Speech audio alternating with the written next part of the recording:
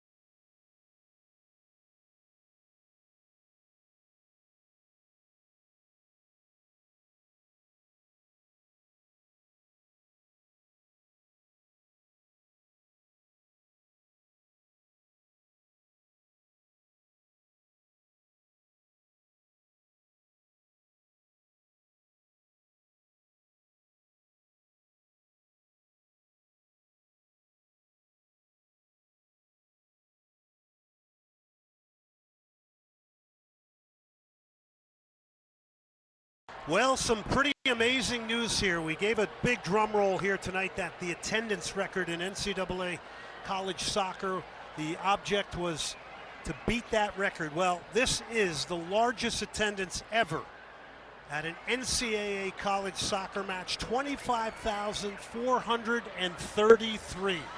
A remarkable turnout here tonight. I think we noticed when we saw the lines still trying to get into the stadium at kickoff that this record could get broken tonight, and it has been. It's an incredible night, Glenn, for not only women's soccer, but just women's sports in general. Great support from the fan base here in Georgia, from the athletics department. And this is a program that wants to keep the ball and the momentum moving forward from the Men's World Cup and the NWSL coming here, U.S. Soccer planting their flag and their... Okay, so that was Jill Lloyden and Glenn Davis. David, can you hear me now? And it's me, because once again, you sit there and you unplug things and you plug things back in. And you're wondering, okay, can I be heard in all of this? And apparently, once again, when you unplug and you plug back in, it doesn't give you a default setting. So anyway, yeah. So why don't we do, I'm going to do this just because I'm pissed off and, just in general premise. So guess what? We're going to go here.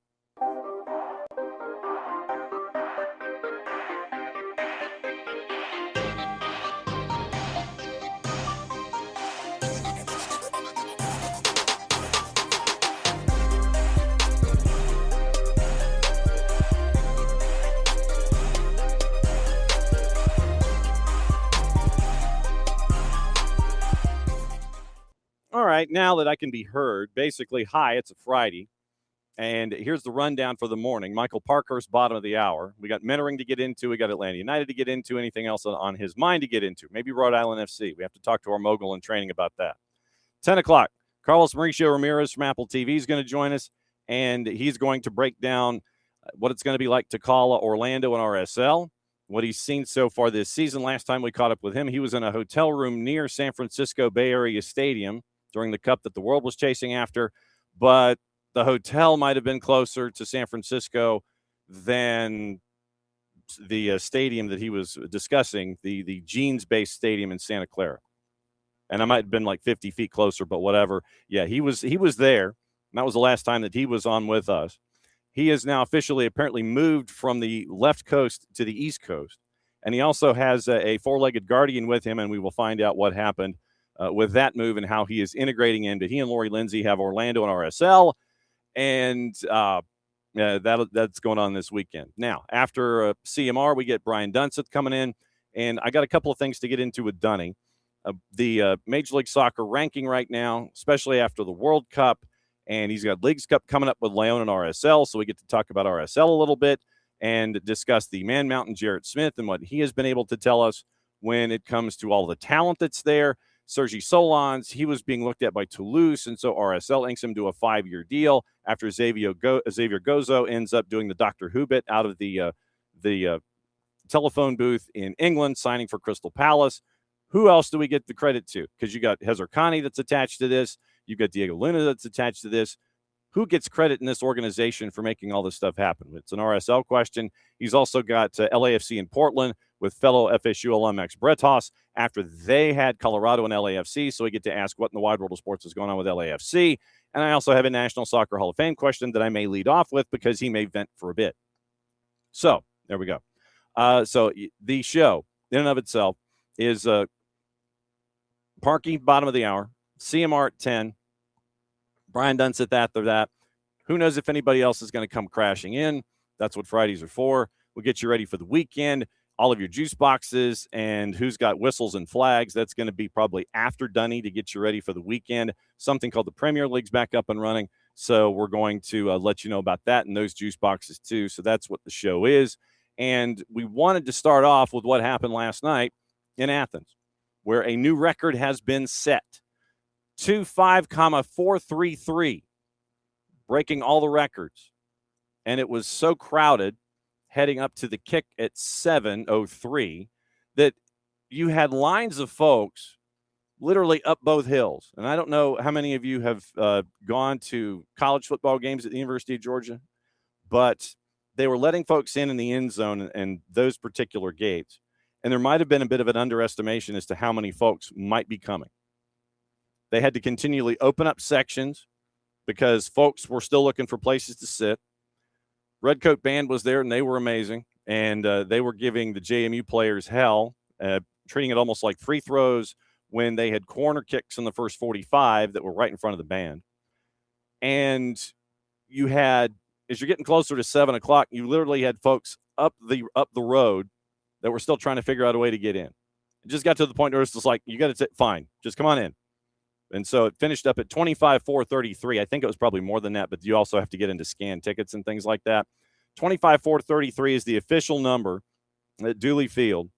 And you end up the previous women's mark 14-4-10 in 1999, Spartan Stadium in San Jose. Men's record 1980, St. Louis and SIU Edwardsville, 22-5-12.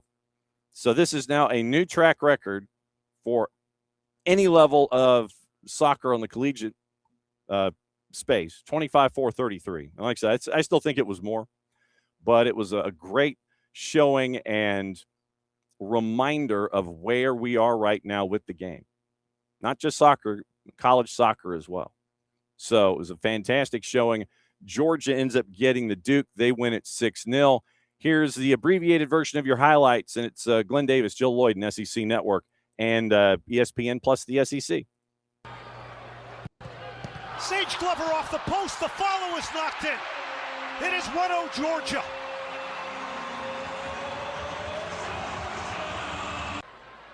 Pedersen splits two. Still Pedersen helps it on. It's a shooting opportunity. What a hit and what a goal.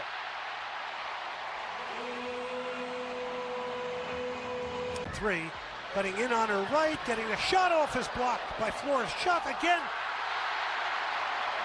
And it's 3-0. That hits the upper corner. And Georgia, just an all-around midfielder. Here's a good-looking cross here to the back post. The header's in. Spectacular goal. Under 8 minutes left. Flores might have gotten caught in possession here. Here comes Georgia. A chance for a fifth. Empty net is side-footed home.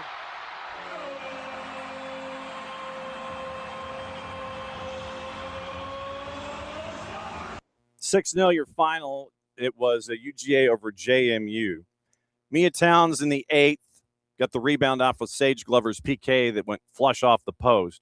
Then you got Hanukkah Hamano getting a brace, Ava Stat getting a goal before the break, Mona Childs, Layla Avila getting their first collegiate goals in the final minutes. 6-0 your final. And next up for UGA is what we used to know as Wisconsin-Milwaukee. I think they're now just Milwaukee. So Maddie's got the call for that one. That one is Sunday at noon. So it's brunch at the Turner Soccer Complex.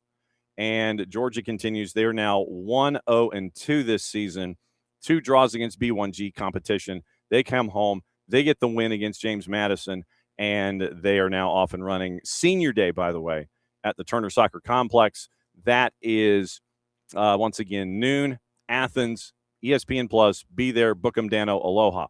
So here is part of the post-match, and you get to hear from Kadani McAlpine about what this whole thing meant, and it meant a lot. First and foremost, I think it is important to thank everybody involved for this game, from our president all the way down to the field crew and everybody who was involved in making this happen. This doesn't happen simply because we have the idea. It happens because everybody involved jumps on 2 feet and makes it go. And this was a major win for University of Georgia. It was a major win for our program. It was a major win for collegiate soccer. And we had an opportunity to celebrate one of the best moments in women's soccer ever, that I think is the catalyst for us being here right now. So I have to show gratitude to all of those people, including those women, that kind of set this thing rolling. Questions? Coach, we captured channel 2 actually. We spoke yesterday. You said, I want that moment where you look up at the stands and it's everything you hoped for. Yeah. Was this everything you hoped for, not just in the execution of the game, but the atmosphere and everything that came with it? and more, and more. I think the best part of the games like this are always to hear the little kids, to hear their squeals and screams and whatnot. That's the best part of the game, because you know some way, somehow, there's an imprint that's happening in that moment, and we got all of that tonight. JV, you've been around this program a long time. What was this moment like for you, and where does it rank among your favorite Georgia moments so far? Definitely number one. I think it's so special for us to be able to play in front of our fans and even like break the record. And we've worked so hard in rebuilding the program and also just being ready for the season in this moment. And I think we did really well being able to handle all emotions, but also going out and getting the win. So it's really awesome, really good moment. Maya, can you talk about your goals, but also just what it was like being out there in front of the biggest crowd ever for a college soccer game? Yeah, I mean, it was an absolutely incredible experience.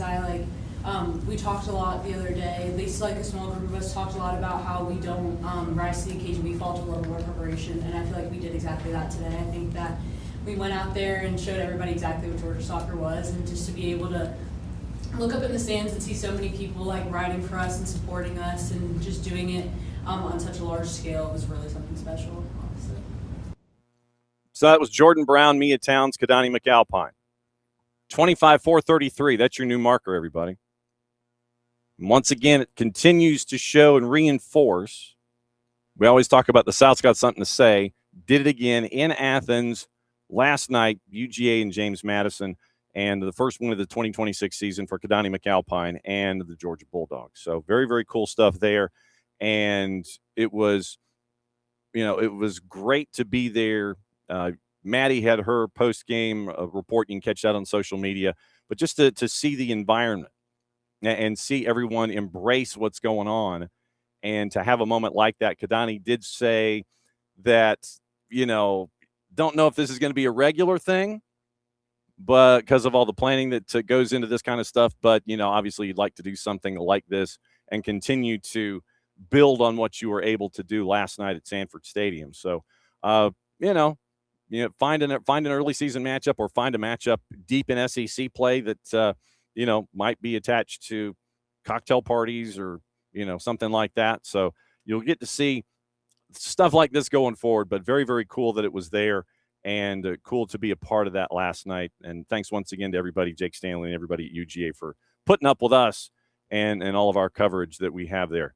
All right, let's get you around what's going on, the rest of the college activity in the red clay. Georgia State opens 2026. They get a win, beating USC Upstate 2-1. First half goals, David Martins Jorge and Pavel Romero Garmendia. And Finn Marquezin, 5 saves. Panthers get their first win, head to UAB in 4 days. Mercer dropped their season opener to FAU. Michelle Tinchu, Xavi Chateau, David Jesus scoring for the Owls. Mercer outshot FAU 9-4 in the first half. Henry Hampshaw, 3 saves for the Bears, and they travel to North Florida on Sunday. Georgia Southern gets a win behind a brace from Broden Baralegi. They knock off Florida Gulf Coast 3-1. Twice in his collegiate debut, Mitch Pixley opened the scoring after almost 2 years to the date for his first collegiate goal against Florida Gulf Coast. Eagles get their first win. They go to Wilmington on Sunday.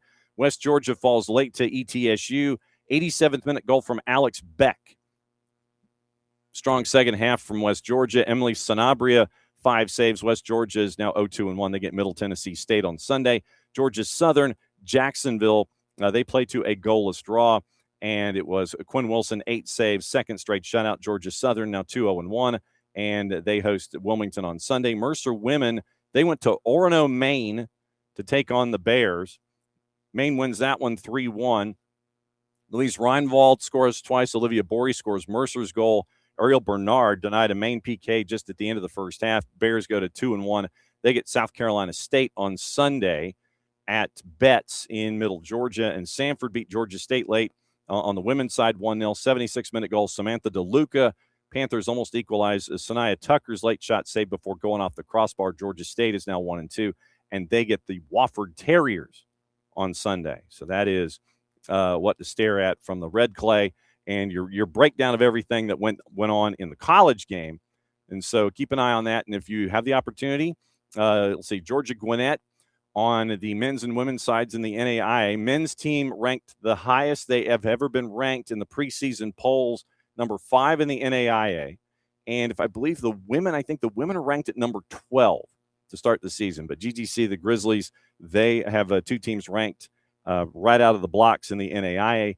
And I was doing the math when I was reaching out to all of the programs here with all of their notes and everything. I think it's 38 programs in the state of Georgia alone. And that includes junior colleges. So there's 38 institutions, including junior colleges, that have soccer in the state of Georgia. So trying to send out that email 38 straight times to try to be kept up to date with everything, it's like, okay, so if I send it here, and send it here. So yes, that was intriguing, to say the very least. To find out that number was also really eye-opening. 38 institutions here in the state, whether we're talking JUCO or 2-year or 4-year. NAIA, NCAA, doesn't matter. NJCAA, 38 institutions that we're going to be keeping an eye on in the red clay here with the soccer season up and running on the collegiate side. And so keep an eye out for the Red Clay Soccer Report in audio and video form. Should be out usually in the midweek, and that'll be off and running as a part of everything that we've got here at SDH. Okay, before we get into everything else, is that bright? Is that bright to you? It looks like it's bouncing off of everything, and it's not. There we go. Okay, because I thought it looked a little too bright. All right, so let's get into what to watch, where to watch it, how to watch it. So I guess this is a combination of opening kickoff and the what to watch, where to watch it, from our friends at Fanatis at fntz.co/soccer down here. That link is important because it helps us out, helps you out when it comes to everything going on. A and B divisions in South America. It is Tigo Sports ties CATV TAC out of Argentina, which means you get the Copa Argentina, Libertadores, and Sudamericana on the BNs. BN has 4 European leagues: Portugal, Turkey, France, Poland. They're up and running. You can catch that on the BNs. You can also get everything out of Africa, AFCON, WAFCON, Champions League, all the World Cup qualifiers. That's all there as well on the BNs. TVV out of Venezuela, CDO Plus out of Chile, Liga 1 Max Pro out of Peru, Nuestra Tele on occasion, but like I said, a lot of the A and B divisions when it comes to everything going on in South America. So here's what's going on today. BN, Ligue 1, 2:45, simulcast on BN Español, Marseille and Strasbourg. FS1 at 11 o'clock, Liga MX Juárez and America. 9 o'clock FS2, working backward, Tigres and Atlante. Premier League kicks in today. Like I said, we'll do juice boxes in the final half hour. Arsenal and Coventry City kick things off at 3 o'clock. The ESPN Deportes, La Liga, Real Betis, Real Sociedad's at 3. The league we don't talk about is on Fox Deportes on a doubleheader. Liga MX also there, Juárez in America at 11. Universo has your Premier League kickoff and the doubleheader in Liga MX. Golazo has the Scottish Championship at 2:30 today. Inverness, Caledonian Thistle. You get to figure out whose Thistle is best. Inverness, Caledonian, or Partick. That's at 2:30. On the Plus, La Liga, Real Betis, Real Sociedad. Fox ONE has the league we don't talk about, as does Fox Soccer Plus. DFB Pokal on One Football. That is 2 matches at noon, and then Hansa Rostock and Stuttgart at 2:45. Paramount Plus is also simulcasting the Scottish Championship. Tubi has the Extra Klasa with Cracovia Krakow and Vichista Krakow. Ooh, that's a derby at 2:30. Vix has your LPF out of Argentina. 1:30, Aldo Civi, Union Santa Fe. 7 o'clock, Estudiantes and San Lorenzo. Women's side, DAZN USA has the Frauen Bundesliga at 12:20. Fox ONE has Liga MX Femenil at 7 and 11. Peacock has the Gainbridge Super League at 7:30. Amazon Prime has your NWSL at 10 o'clock, San Diego and Utah. Vix also has Liga MX Femenil at 7 and 11. So Saturday, your leagues. La Liga on Big ABC at 3:30. Español. Español's on ABC. Tongue tire. BNB and Español is a doubleheader in League 11:15 and 2:45. CBS Sports Network, Serie A doubleheader. They're kicking off Championship at 10 a.m. Preston North End and Wolves. USL Championship also 10 o'clock, Orange County and Tulsa. ESPN2 has La Liga at 11 o'clock tomorrow morning, Athletic Club in Sevilla. NBC has the Premier League, Brentford and Spurs at 12:30. The Marley in downtown Decatur has the Brentford Party. NBCSN, Premier League at 10 o'clock. Ipswich, Sunderland, Nottingham Forest, Leeds, USA, 7:30, Hull City, Manchester United, Everton, and Crystal Palace. DFL Super Cup at 2:30, BN Español simulcasting Ligue 1. ESPN Deportes, triple header La Liga, 11, 1:30, and 3:30. Fox Deportes, Colombia's Primera A, Deportes Tolima and Atletico Bucaramanga late in the afternoon. Liga MX and the league we don't talk about also. Telemundo, Serie A at 12:30. Super Cup at 2:30. Liga MX 7:07. TUDN has Liga MX at 11.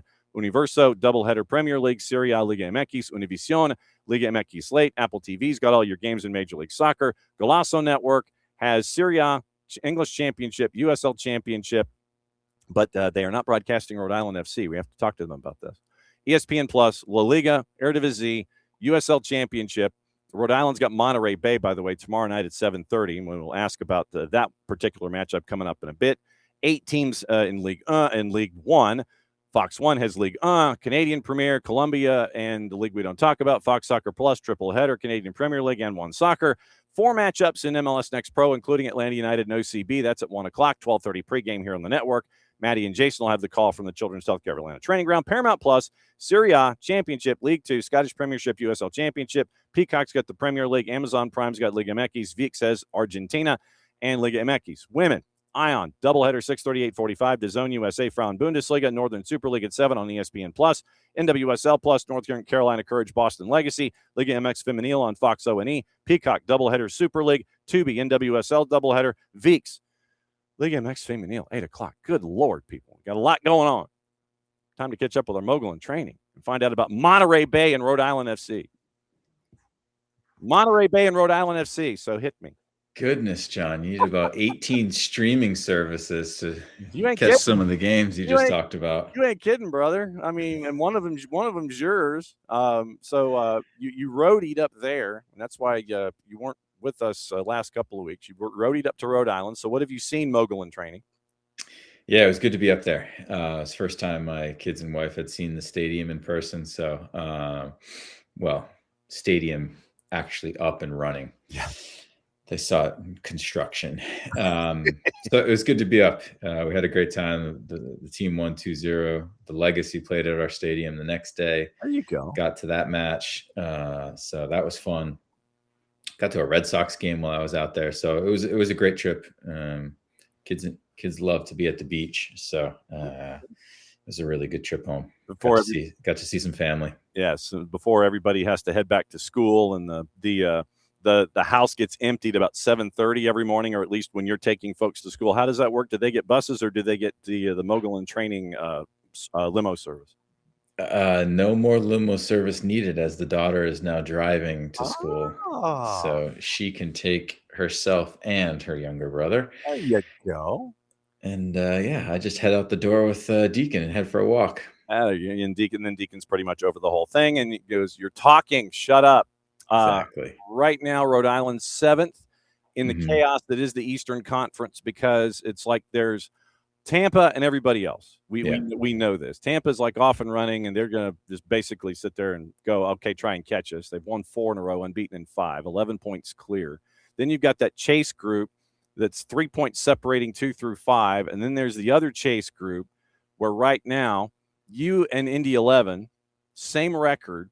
You've got a better goal difference, but it's the head-to-head, I believe, is the first tiebreaker. So that's why Indy's in 6, you're in 7.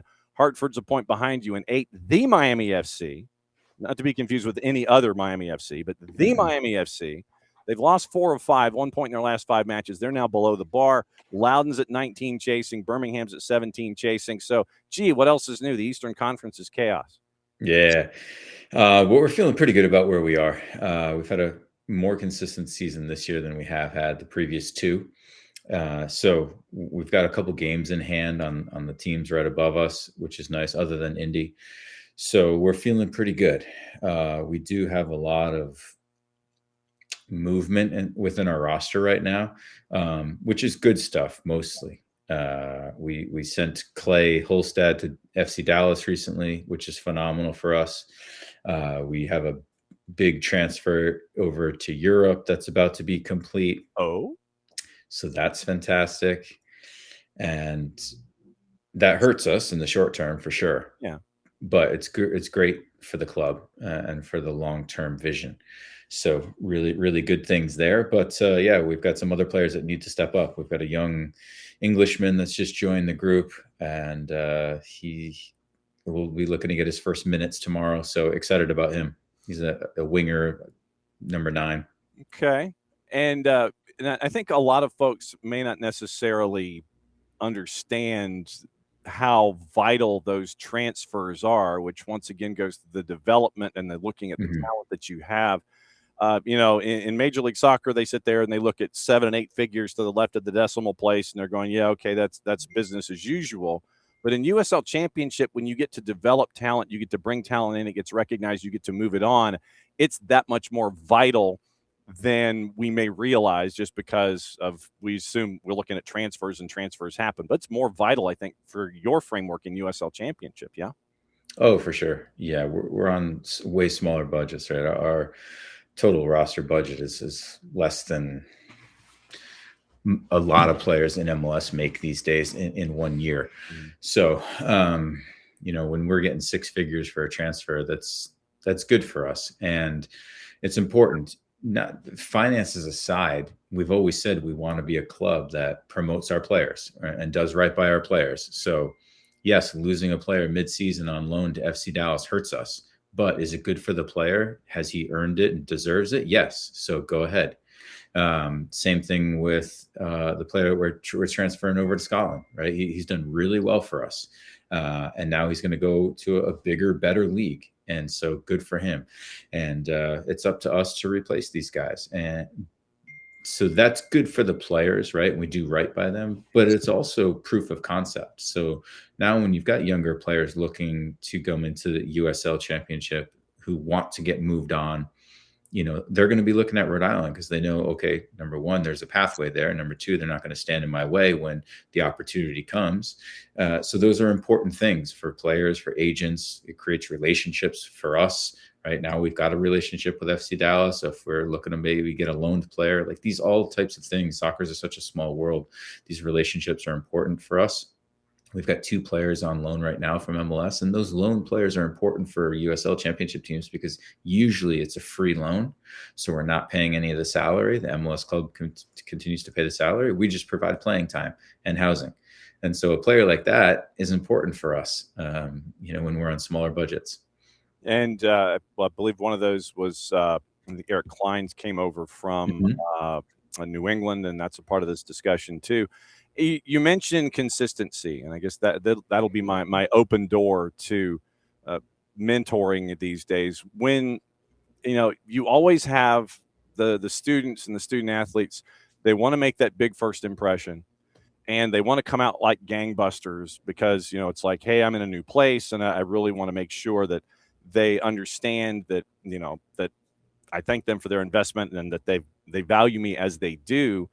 But consistency is the other part of this. Yeah, you can come out of here, and you can be just gangbusters, but it's the idea of being straight line and not being up, down, up, down, up, down when you're in your new environment. Do you get to have these conversations about just kind of maintaining a consistency and not getting too high, too low emotionally, not coming out of the blocks and overextending yourself when it comes to physical and soccer nature on the field? Do you get to have those kind of discussions? Oh, for sure. It's one of my favorite things to talk about is the emotional control aspect of things and, emotional control within a game, but also within a season and understanding, right, that those small peaks and valleys are needed and necessary, but the abrupt ones when we're way high and way low, it's very difficult to find consistency when we're going through these kind of trials and tribulations there. So for sure, it's one of the big things that I like to talk about because it was such a skill for me throughout my career. I was pretty level-headed and could bounce back pretty quickly, didn't get too high, didn't get too low. And like everything, it's fine measures because I do tell mentees, hey, when you score a goal, go enjoy it. Whether you scored it or your teammate scored it, go celebrate it. Yeah, absolutely. Be happy. Enjoy the little things for sure. But how quickly can we come back and refocus and make sure that we're ready for the next play and the next game? So, yeah, I love talking about that. It's such a key component to consistency and success. Well, and then when you mentioned, the ups and the downs, were you up, down, up, down, up, down, or were you always just kind of, okay, I'm level here, or were you early on the up, down kind of thing where it's, peaks and valleys? No, throughout my career, I've always been more consistent with the shallower ups and downs. Okay. I think we're all going to have ups and downs, right? But we just want them relatively shallow, so not too far away from the baseline. That was always been a skill of mine, and I had worked with a mental performance professional at IMG in high school, and that was one of the things that he preached about. And so I learned it at a pretty younger age, and it was definitely a skill set for me throughout my career. Mental performance professional. Hang on. So I have to write this down so I get my phrasing right when I continue to ask you these questions. So when you're having these kinds of discussions with a mental performance professional, and I mean, Jack Llewellyn was one of those, and we called him a sports psychologist, and for the professionals. And Jack was tied to the Atlanta Braves in their glory years, with all the pitching staff and everything. And he branched out and he would do kickers and other sports and things like that. One of the football players that he was attached to was a kicker, Al Del Greco. And Al was Tennessee and Auburn, all this kind of stuff. He played for the Titans, was a legend for them. When Al was having problems, he would go and talk to Dr. Jack. Dr. Jack would give him a keyword to have him lock back in and focus if he was kind of wandering and things weren't going well. Because Al was a scratch golfer, Dr. Jack gave him the word birdie.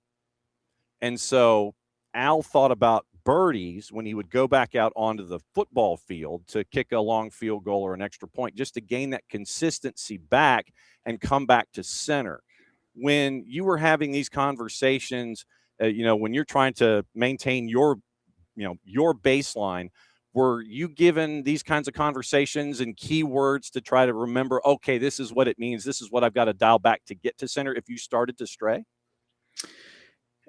Back in the day, no, I was not. But it's something that Greg and I use. Right? We do help mentees come up with either a phrase or even an action, right, on the field where something doesn't go your way, right? You dribble out of bounds, you shoot and it goes way wide or whatever, right? Can you, whatever it might be, right? Touch grass, kick grass, pinch yourself, do something to like, okay, hey, acknowledge that, but then let it go.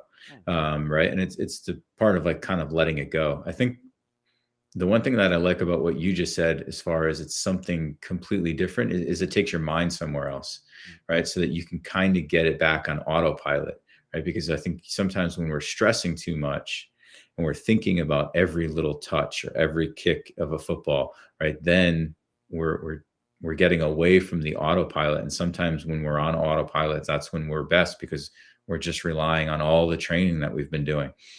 We know how to kick and trap a soccer ball, right? We don't have to think about those things. When we start thinking about it, that's when we take bad touches, actually, and when things don't go our way. So I do kind of like that. Actually, his word brought his mind away from the actual sport that he was playing to something else, because it takes your mind off of that. Yeah. I like that. Yeah, where it was a hobby or something else that was you enjoyed, and then you sit there and it's like, oh yeah, I remember what that was like, and that mindset and that kind of carriage. It's like, okay, yeah, to get a birdie, I had to do this, and this, and it was that final act of, okay, it's a 45-yard field goal, time's running out, I know what I've got to do, I think birdie.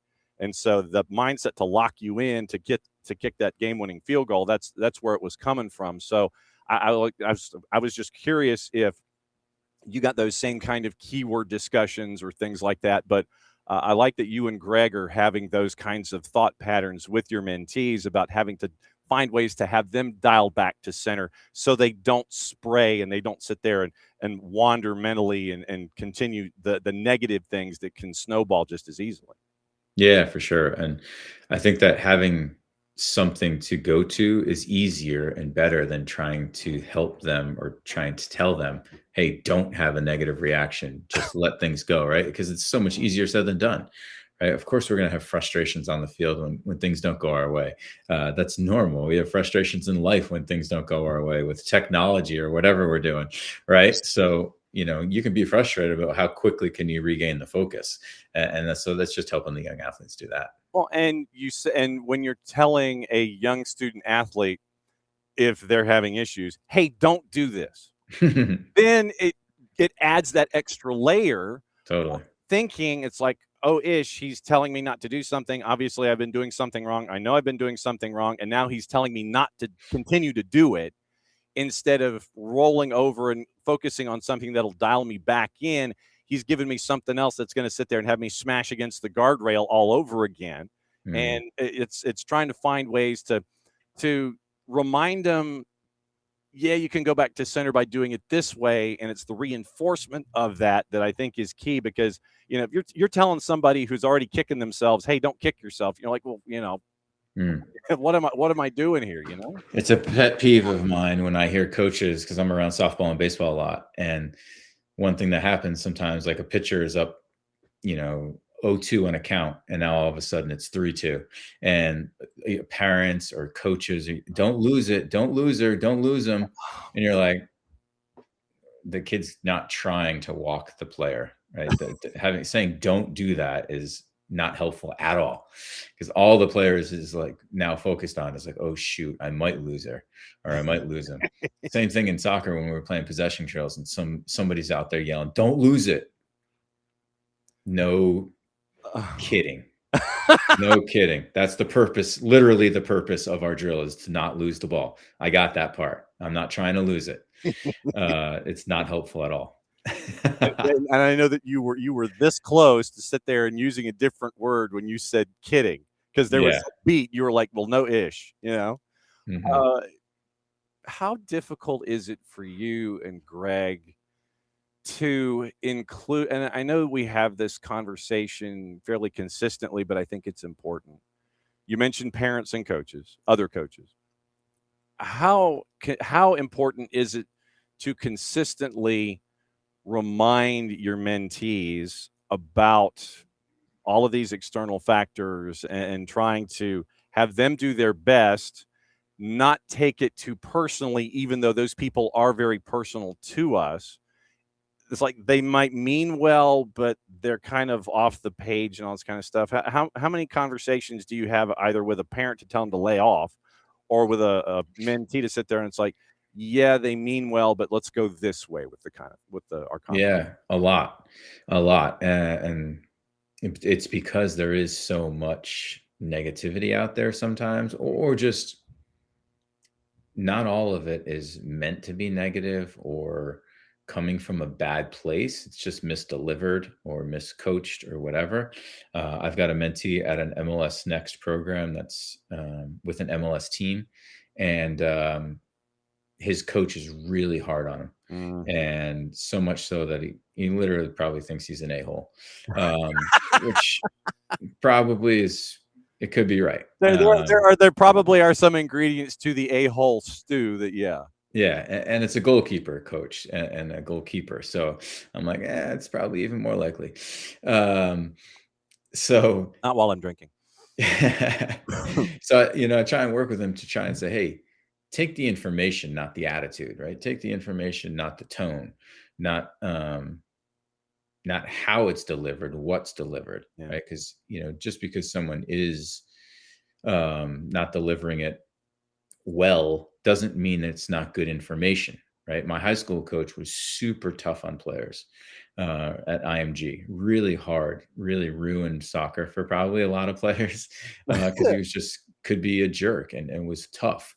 But if you could get past that, he taught us so much. He had such a good soccer brain. I learned so much from him, and he was a great coach for me. But if you couldn't get past the attitude sometimes and the delivery, it's tough to take the information in. So really, it's just trying to separate those two things sometimes. How hard is that, though, for someone who's between the ages of 15 and 18 with everything else going on in their brain right now? Yeah, it's difficult. It's difficult because sometimes it's just triggering, right? And so when something's triggering, it's difficult to ignore one aspect of it while trying to take in the other aspect of it. A lot of players and people can't do it, right? They feel disrespected, they feel embarrassed if a coach is yelling at them, right? It's difficult. Right? I think one of the reasons why we didn't watch a ton of video post game with Tata, because I think that he was concerned with calling out guys in front of the team. I think I've mentioned this before. So we didn't watch a lot of video post game to learn from games, which I thought is very valuable. I thought was one thing that Greg Berhalter and Josh Wolf at Columbus did really well. And we learned a lot from watching our games. But within that, you're going to get called out and you're going to see things that you're not proud of on video but we've all been there. That doesn't mean we can all take it and we can all understand it and push past it. So it's difficult for pros. So anything that's difficult for pros, it's like, it's magnified for teenagers. So then if you see a teenager / mentee being weighed down by a-hole, and I mean, how you mentioned pushing through and just trying to listen to the message, but it's just, for me, that's got to be one of the hardest walls to break through, because if you're 15 to 18, 14 to 18, whatever, and that first message, the first person through the door is sitting there and finger pointing and a-holing and doing this and doing this, that's going to stick with you. And the people that come in behind in the batting order that are trying to tell you, hey, focus on the message, not the messenger, it's got to make it that much tougher for those that come in behind to try to steer you back, considering that first message is straight up a hairdryer and negative and just raging at you. That's got to make it that much more tough, I would think. Yeah, it does. And I've been in locker rooms where there's been tough coaches, and it's kind of unifying for the players, because now the players bond together with kind of like an FU attitude towards the coach, like F this guy. Yeah. Right. And it brings us together as a group. So it can be a motivating factor if you've got a small group or a bigger group together unified with this, right? So if I was talking to this player, do the other goalkeepers feel the same way? Can you guys bond over this? Can you complain about it and be about it together, to relieve it and get it out of your system? And that way, when you're on the field, can you go out there and work hard? And I also had the tough conversation this offseason of like, hey, if you're not enjoying yourself and you don't find fun in it, then that's the time where, hey, we have to decide, is it worth it? Right? Is it worth it being in this environment, even though you're in one of the top environments in the country? If you're not having fun, you're not enjoying it, I don't care what environment you're in, you got to go. You got to change it up and you got to find something different. How many mentees these days are facing that decision, or are they happy in their environments and willing to work through all of the noise and all of the a-hole? Yeah, there's a bunch that go through it. And I think going through a period is different than did you just go through a whole season where it was really tough and you miserable and you weren't enjoying it and that type of thing? And why is it that you're not enjoying? Is it just because you're not starting, or is it because your coach is continually putting you down and it's a negative environment, that type of thing, right? Because I agree, John, especially in college soccer right now, in college sports, not just soccer, that sometimes it's, I'm not having immediate success as a freshman, let me transfer, let me go find a better place. Meanwhile, that better place might be just right in front of you. You just need to work a little harder for that opportunity and stick it out. And that's a tough conversation as well. Carlos Mauricio Ramirez hanging out with us in the next 5 minutes. He'll start hour number 2. So he will be our hydration break. He will start with our hydration break coming up at 10 o'clock Eastern. And now that he's on this coast, wrapping up with Michael Parkhurst here and the Friday Free Kick. I would be remiss if I didn't get to talk to you about Atlanta United, as I have noticed you on the media that is social, and you've been watching matches. They've won 2 in a row. And I think that we have now figured out that when we're talking about one of the 6s, that you have the good side and the bad side. So when you're talking about Tristan, that's the good side. say Tristan did this, Tristan and Muyumba did that. So it's like, yeah, Parkhurst screwed up. Yeah, Mike Parkey did great. Parkhurst, we don't. So we're focusing on the Tristan side of things right now, where he's scoring with both feet. Mm-hmm. And the Muyumba side, the defensive six, we're leaving the guys like Adrian Gill who step in, and he's doing pretty well coming out of the blocks. But what's it been like seeing Atlanta United these last couple of matches for you? Yeah, it's great. Just to show some fight and get back into it. He was a defender sitting there looking at all those defensive actions from the back four. Yeah, I mean, it helps when the goalkeeper makes big saves, right? I mean, he made some big saves, and one of the goals was directly from a good play from him straight down the other field, and all he score. So yeah, that's always helpful, and that hasn't always been the case this year, where you get in the big saves that kind of change games sometimes. But yeah, guys are just making a few more plays, which is nice. And yeah, Tristan has always been that player for Atlanta United, which has been so frustrating, where you can see like he's capable of these things. He's capable of scoring goals, of doing things in midfield. But he just has been so inconsistent with it. And I've been rough on him personally, of like, hey, I think I've called him a coach killer in the past, where it's like, wow, you keep playing him because you see that talent and that possibility, but not often enough does he actually show it on the field, and you're getting these negative performances, and it's costing the team. But hopefully that's in the past, because he has been more consistent lately, and he has been, one of the guys that stepped up in this tough time, which has been impressive, and kudos to him, because he's, obviously scoring goals and putting the team on his back a little bit right now, which is impressive. And in the 4-2-3-1 with those two sixes, I think that we have noticed over time that the offensive-minded Tristan, as I said, the offensive-minded Tristan, not the offensive-minded Muyumba, the offensive-minded Tristan, he likes to go forward and engage, which means that you need to have that yang to his yin. And seeing that with Adrian Gill staying at home, or seeing it with Cooper staying at home, or Will Riley, and giving Tristan that chance to be the offensive-minded Tristan, I think that has helped out there with those two sixes that are back there. Yeah, I agree. I completely agree. He needs a little bit of support in there, and that's not surprising. I consider him more of an 8. Most 8s do, but that's the challenge sometimes when you got 3 in the midfield. Is like, hey, do you play 1 6 and 2 attacking? Do you play 2 6s and 1 attacking? He's not really a 10. So, it's just a little bit challenging. How do you find that? But it seems like they are finding that balance. And yeah, Gill's been great in his short time there, which is really probably coincided with Atlanta playing better. If you can add a striker to this group, you never know. Hey, they could sneak into the playoffs. I mean, they're 6 points back, and you get a good week and you're pushing that stuff. What's going on with Beyond Goals these days? Beyond Goals, we're starting our stuff up with Inter Atlanta, which is great. Working with them again this season, so excited about that. Getting that off the road. Starting up the Master of the Pitch series again, which is our kind of virtual program where we kind of dissect different positions with players and look at video stuff. So setting that up for wingers, which is exciting, which is Sunday night. I didn't realize Atlanta United played on Sunday night this weekend.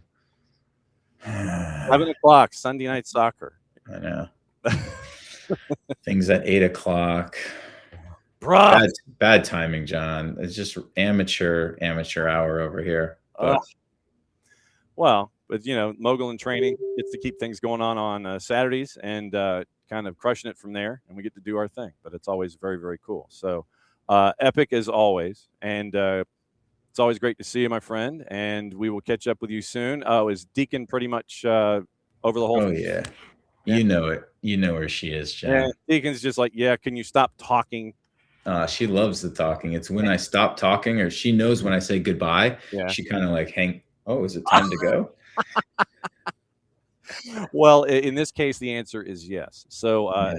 have fun with Deacon. Enjoy the game with Monterey Bay this weekend. We will catch up with you soon, my friend. It's always great to catch up and find out what's going on with Beyond Goals. Likewise. Thanks, John. Have a great weekend. There he goes. That's Parky. And so he's going to go focus on being a mogul in training. All right. So it is now pushing 10 o'clock. I'm going to hit this light a little early. Last time we caught it with CMR, he was in a hotel room. that was probably closer to San Francisco than Levi's Stadium. And it's great to see you, my friend. Thanks for dropping back by the morning show. You're on the East Coast, so this way I'm not bugging you at like 6:30 in the morning. Well, first of all, you're not bugging. You never bug me, ever. No matter the time, you never bug me, John. Thank you. I love being here on the show. Yeah. Thanks for having me. Don't ever say that again, because it makes me feel bad and sad and depressed, and I don't want to feel on a Friday ever, but especially on a Friday. Now that I've moved cross country to Florida, so we're on the same time zone, which is convenient.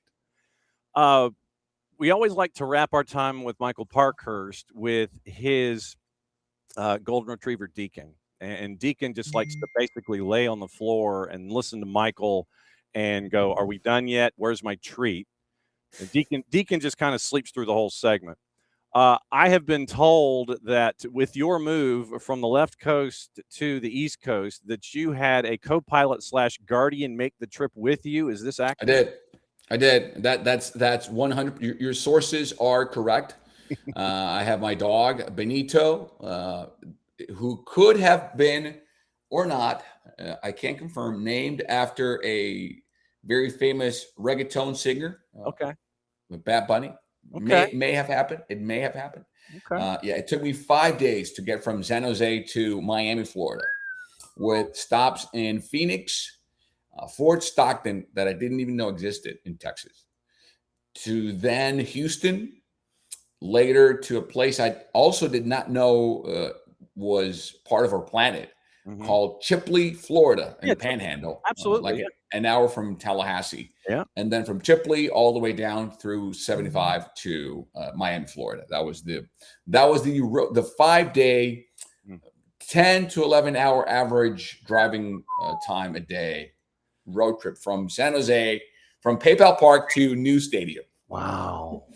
So how many times did you have to stop to have Benito take care of business? Oh, I lost track.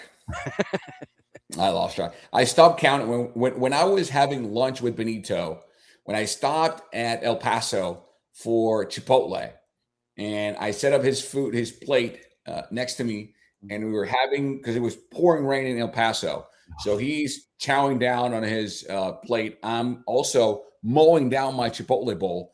I said, I just got to stop. Whatever happens, happens. And if there's a stomach incident here for both of us, then so be it. I'm not going to count, but they were many. And of course, Murphy's Law.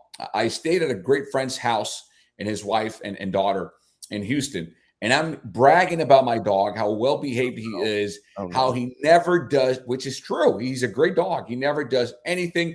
Cut to, he took a poop and a number 1 in the front door. 10-300 on the front door. Yeah. So that's Benito in a nutshell. Oh man! And I've done the cross country drive myself, and it took me 4 days to go from LA to Atlanta. Wow! Okay, you're pushing it. Well, yeah, because it was me, and I was taking my dad's car from LA here to Atlanta. So I left late in the afternoon. LA traffic. Stopped in Flagstaff for the night. Okay. Got the only hotel room available because I'd forgotten that Flagstaff was the jumping off point for everybody in their trailers to go to the Grand Canyon. Right. The hotel that I stopped at had one room. It was a smoking room. Oh, no. And it was hideous. And I took it because it was like late at night. And I'm like, dude, I've just got to stop. So then day 2 was Flagstaff to Lubbock, and then stayed in Lubbock and was there for that night, watched some independent baseball. So that was the second night.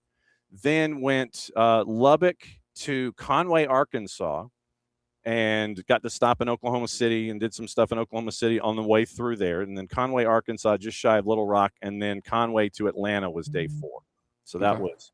So yeah, I was driving my dad's car back from Southern California to here, and so that was my tour. So I know of which that's kind of what I did. I did that because I was driving my ex-wife's car, because we moved, even though we're separated, we moved together with her kids from California to Florida. So she flew with the girls, and her mom, and I drove her car with the dog.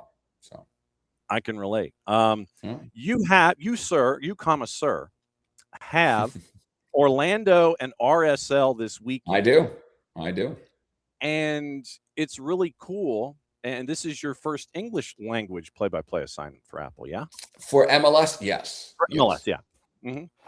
Yeah. How's that feel? Great. Really good. I mean, first of all, thankful. That's the first feeling that I have is it's a sense, it's a mix of gratitude and thankfulness for Christian Bredes Lafremina, who's my boss at MLS, and for Kirk Reynolds, and for everyone who has deemed me good enough to do this in English, which I've done in the past for Telemundo. I've done Chivas games in English. I've done 49ers games in English. For you might be asking why he's talking about it. Well, Spanish is my first tongue, my native tongue, right. But I'm perfectly bilingual, as you can hear. Mm-hmm. But I was hired by MLS to do games in Spanish, them knowing that I can do stuff in English, because over the past 4.5 years, I did work for NBC Sports Bay Area as their main English host for 49er content, also for the Giants and the A's. So I hoped it was just a matter of time and the right game or the right circumstance or the right set of situations to combine themselves for me to get this opportunity. And I couldn't be happier. It's in Orlando. It's a great game. I get to call the game with Laura Lindsay, who is amazing. The two guys calling the game in Spanish were friends. They're also from Venezuela, born and raised. So, and I also feel a responsibility to other bilingual broadcasters to prove that we can do this, right? It's not very common, John, as you know, for a Spanish-speaking broadcaster to get the chance to do this in English in any window, whether it's hosting or play-by-play or anything. So I feel a sense of spearheading this initiative or this kind of window and opportunity for the other colleagues like myself who speak 2 languages or more, who want to do this in different platforms. Brian Dunseth in the bullpen. He'll be joining us here in a couple of minutes. It'll be fun to catch up. Dunny? Yeah, Dunny. I mean, I can punch him in if you want. Yeah, get him in. I love Dunny. All right, so we'll punch Dunny in early, and we'll bring Dunny. Yeah, look at this guy. I have to see his face plastered around Salt Lake City, his beautiful face for the Thursday radio show, and talking about RSL. Hey, Dunny. What's up, guys? How are you? What's up, I didn't even get connected. I was going to put my headsets on. No. What's going on, guys? Why is it so freaking hot in Salt Lake? I was melting the other day, buddy. I'm going to give you a little, geography lesson. Hot. This is the high desert. So when we get in the summer, you're like at 100, 110. People forget, like we're 4,900-ish feet. So yeah, man, it gets super hot, super cold. It was warm in there inside the booth. It was horrible the other day. I mean, there's an air conditioning and there's a window. I mean, we've got options. But it's kind of like back in the 80s. We just roll that window down. There's no AC. It's just air. Like we go back. We actually used the key to turn the car on. Like that's what you're spoiled, man. Carlos, you're getting spoiled out here with technology. Look, to this day, first impulse for me is to roll down the window, and if not roll down mine, roll down the passenger window when I'm on the interstate. Yep. Because one of my first cars was a Dodge Aries K midsize station wagon. Oh, okay. And it was awful. So just to give you a sense, John, of what I went through on Wednesday, and for those of you who haven't been on American First Field, the booth doesn't have glass. You have to lift the gate. Yep. You have to pull the gate. It's a gate. So you have to pull it up to watch the game. So it's a yin and yang situation. I have the AC blowing my head off from the backside, and I have the heat compressing my face towards the AC. Oh, you've got a thunderstorm going on. Cold, warm. So you've gone soft, my man. You're getting soft in your old age. Holy moly! Wow. I was just waiting for the thunderstorm to happen right in front when the stuff's coming in from the window and the stuff's hitting you from behind. There's a thunderstorm that happens. So Dunny, with CMR calling RSL and Orlando, I know that he has done his own bit of research with the Purple team and the team that is there in your hometown. What piece of information do you think is not on his study sheet that he would like to have for the broadcast coming up? I would go with maybe what's missing. I was pretty adamant that there was a lack of athleticism in the midfield. And I think right now at this stage of the season, the loss of Emeka Eneli, with Griffin Dillon busting his 5th metatarsal in the dying moments of that game out in St. Louis, all of a sudden they're super light in that midfield. And I think based on substitution pattern, there's concern with Stein Spearing's inability to play the full 90 consistently. I think Caliskin's a worker bee. He's a piano carrier. The biggest threat defensively for me has been that right-hand side, even when Gozo was there. Yeah. I don't know if it's a Quentin issue, a DeAndre Yedlin issue, a Marchuk issue, now losing Zach Booth a couple of nights ago. But that right-hand side has always concerned me. They're soft on set pieces and corners. I think that Pablo's talked about that enough.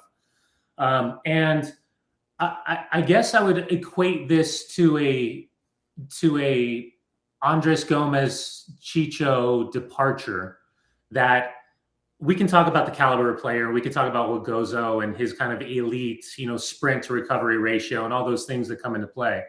But I think there creates a power vacuum inside of that locker room, whether that's the ability to step on the field or it's kind of a leadership/culture. Because when you kind of replace these guys, they're all different parts of the puzzle. But that was a pretty tight puzzle. And to get through Leagues Cup and to play Tuesday night in Denver against Leon, the RSL had to be the biggest surprise in that top 4 finisher in the Leagues Cup for MLS. So I could see this game as one of those where Pablo's like, man, do I sacrifice maybe another spot in the Western Conference where we're in 4th position and now all of a sudden we're starting to plummet a little bit? Or do I try to get the momentum back on our side, which is always going to be difficult with 3 games in 7 days?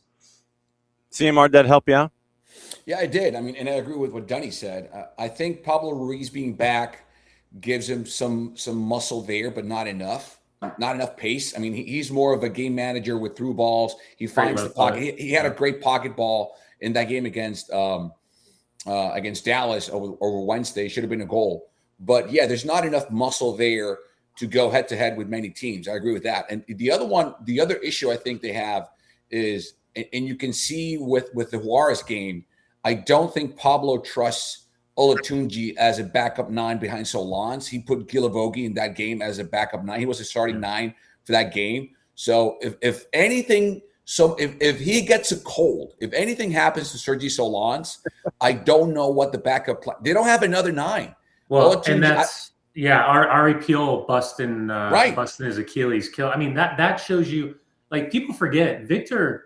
He had 8 Champions League goals. This isn't some, like, you're not taking a flyer. Victor's proven at Sparta Prague that he was more than capable of scoring Champions League goals. But it's weird because it's that weird line of, like, I rub my fingers together, like the psychology, like the tactics between the ears, and then like just the physical reaction. And Olatunji, this is the wildest part about this season. You go back to the beginning, Olatunji takes a ball off the eye, almost loses his eye. Match day -2 before their first game at Vancouver. Then all of a sudden, Piol goes down with the Achilles. All of a sudden, Sergi Solans, who was probably looking at a hybrid of like Monarchs minutes and Real Salt Lake minutes, is the man. And he's been incredible. Him and Luna and Gozo, there's just constant like urgency between those 3. I can't figure out Gilavogi. He's kind of like, to me, like Matt Crooks was before Crooksy left RSL and went back to Hull City, where he's just one of those guys that's like, he's just the pass before the pass that kind of leads to something. But yeah, I agree with you. Right now, I could see a world in which if we're being transparent and honest and a fly on the wall in those conversations, I think RSL needs probably 3 players. They need someone to help with Justin Glad's injury, because Arias went from 0 games to 5 in 6 months without playing. It feels like Quentin is always, there's like one moment where you're like, oh, I wish you would have done a little bit better. We already talked about the physicality and maybe like the player profile in the midfield. And I think they need a little bit more competition up top. And on top of that, RSL has a history of selling their best players in the summer. Whether you talk about Jefferson Savarino, you talk about what happened with Andres Gomez. Now there's no Chicho. Now there's, like Anderson, Julio. Like RSL fans are getting a little bit nervous, especially because now Miller Sports Entertainment Group and their history with the Jazz. It's going to be interesting to see how they reinvest. Yeah. Because this payday for Gozo, 15 plus 20% on the backside is great for the academy. You're going to recoup a lot of money, but does that just go into the overall budget of what's necessary for capital calls, or can that go straight back into the squad? No doubt. Carlos Mauricio Ramirez gets Orlando and RSL, the purple team, and Lori Lindsay and CMR. You realize, of course, sir, you are not a stranger here. You know the keys to the kingdom. You got the garage door opener. So anytime on a Friday, you can come in and crash, yeah? Thank you, man. Appreciate it. Thank you, Dunny. And glad that you are on this side. And for a minute there, I thought you were going to say that you named your dog after a famous San Diego Padres catcher. No, Benito Santiago. No, after Bad Bunny, which is, by the way, Dunny's favorite singer also. Bad Bunny. Yeah. That's a conversation for a walk back in Seattle from the stadium to the hotel. Dude, we got space. If you guys want to crash anytime and have that kind of conversation. Carlos, have a hell of a call this weekend. Great to see you, my friend. Do not be a stranger, and we'll catch up with you soon, eh? Thank you, guys. Thank you both for the time. And Dunny, love seeing you, buddy.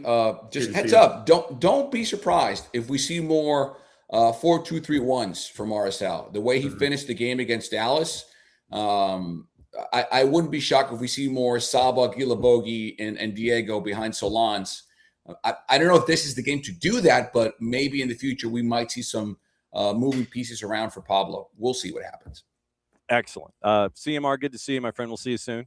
See you, buddy. There he goes, Carlos Mauricio Ramirez. And now, Dunny, I think this is actually your debut on the morning show. Yeah, this time. I'm excited, man. I'm very, very thankful for the offer to join you, my man. Well, I mean, as I told CMR, it's like, look, you now know where the garage door opener is. You've got the key under the mat. So literally on a Friday, and Kirk Morrison with the league, and it's just like, look, whoever wants to come in and crash can crash. If somebody comes in, they can come in. It's a party. We're getting set for the weekend. It's all good. So love it. If you're bored out of your mind on a Friday morning and Rennie's getting on your nerves, just sit there and go, look, dude, I'm out. I'm taking a break. I'm calling, I'm calling a 30. I'll be back.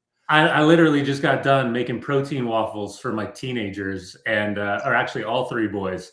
And my third grader just walked out the door before I jumped in. My two older boys I don't know what they're doing. They've got late start on Friday. So those two knuckleheads are doing. So this is kind of like the perfect break from like waking up and trying to get my kids off to school versus, just sitting around and watching YouTube. So yeah, I appreciate the offer. Anytime. It is an open door policy. Since we were talking RSL, let me give you a Sabalob Janidze question since we're based here in Atlanta. Obviously, you've gotten the early returns on somebody that likes to point at the watch. What have your early returns been on Saba time so far? Yeah, by the way, the point to the watch will always remind me of Clint Mathis over in Germany when he came on and he's just like hit a banger and he's like, yeah, I told you I should have played. I love Cletus. Stone Mountain, by the way. Yeah, listen, I've always enjoyed Saba. I really have. Like, I've always felt like, and I don't know if it was like a competition conversation, if it was like a managerial kind of like philosophical tactics. But the one thing that I was surprised at when RSL completed that move was that he was available. But I understand this evolution for Tata and trying to put into place what he wants to do and his guys versus somebody else's guys. That's just, we all know that as players, the moment that somebody else pops in, you're either going to have a huge opportunity or you're going to be sidelined very quickly. Saba, when he got here, one of the conversations that I found myself listening to was, we think he could kind of play in that number 10 position, that pocket position. And it really caught me off guard. I wasn't prepared for it. Not that he's not capable of it, but because in my mind, his incessant work rate, and this becomes kind of the genius in the moment of this move, is that I truly believe that he's the only one within this group that has the similar physical qualities that what Gozo brought to the field. And I'm not saying they're like for like, but I'm saying he's like the first guy that's in that kind of like, I can stretch the field. I can get wide. I like to isolate. You want a quick little combination, I'll lay the ball off, and I'm going to burn my tail off to get in behind these guys. Like, I can be a little bit tricky. Like, I'm okay with like trying to shift and trying to create for myself, or early ball versus end line ball, cutback ball, So I want to see more of him, but I understand too, with Guy Lavogui coming back fully fit and coming off that unnecessary red on the road at Portland. Luna's the only one that you feel like there's this constant sense of urgency, trying to get on the ball, trying to create something out of nothing. I think Saba's been a solid addition. And I think games like this in Orlando is going to be his chance to prove to the coaching staff that he deserves to be a starter, especially with the space vacated by Gozo. But on top of that, he's got to be a leader amongst men. And we all know that when you get your chance, you can either look at it as a punishment based on who's in that starting 11 alongside of you, or you look at it as a reward and say, okay, I've been chomping at the bit. I've been training really well. This is what I want to do. But it sounds like, and again, this is like, culture, that the locker room appreciates his personality, appreciates his skill set, and he's been looked at as a good addition at this stage of the season. And I think that with Saba here, when there was that time under Gonzalo Pineda where you had all the injuries and you're trying to navigate through all of this, Saba was the guy. Yeah. And you had everything funneling to him. And then there's the pressure that's attached to being the guy. Yeah. And then when everybody gets healthy, you are a guy. You're not the guy, but you still have that pressure that's attached to you of needing to feel like you need to continue to produce at that rate. Yeah. And I think that weighed on him. And you could tell that there were times where he was pressing and things weren't going. It's like, and it's easier said than done, tranquilo. Yeah. But with Saba, it seemed like he was trying too hard at times. And I think that a fresh start was probably. Yeah. Yeah. And I'm of the belief, and maybe this is just purely because of my playing career, and now, watching my kids go through the soccer system. I've got a 17-year-old, a 14-year-old, and an 8-year-old. I really do believe that having a different voice and having a new city and a new club and all of those things, there's something to be said about those lifers, right? There's only a few Kobe Jones or Duncan Outons or Benny Olsons that are, the one club that they've played with forever. But I like the idea of a new interpretation, different formations, different non-negotiables, but within all of this, there was times where I found myself watching Atlanta United and very similar, thinking, well, what's Saba's role in this? Like, okay, you brought Almiron in, you've got Miranchuk, like, who's going to play wide? Like, what are you trying? Are you just putting a bunch of good players on the field at the same time? Is there really passing patterns and structures and ideas breaking down? Are you good enough to break down the opponent? Are you better against a back three, hybrid five, or flat four? Are you possession based? Do you just play for transition moments?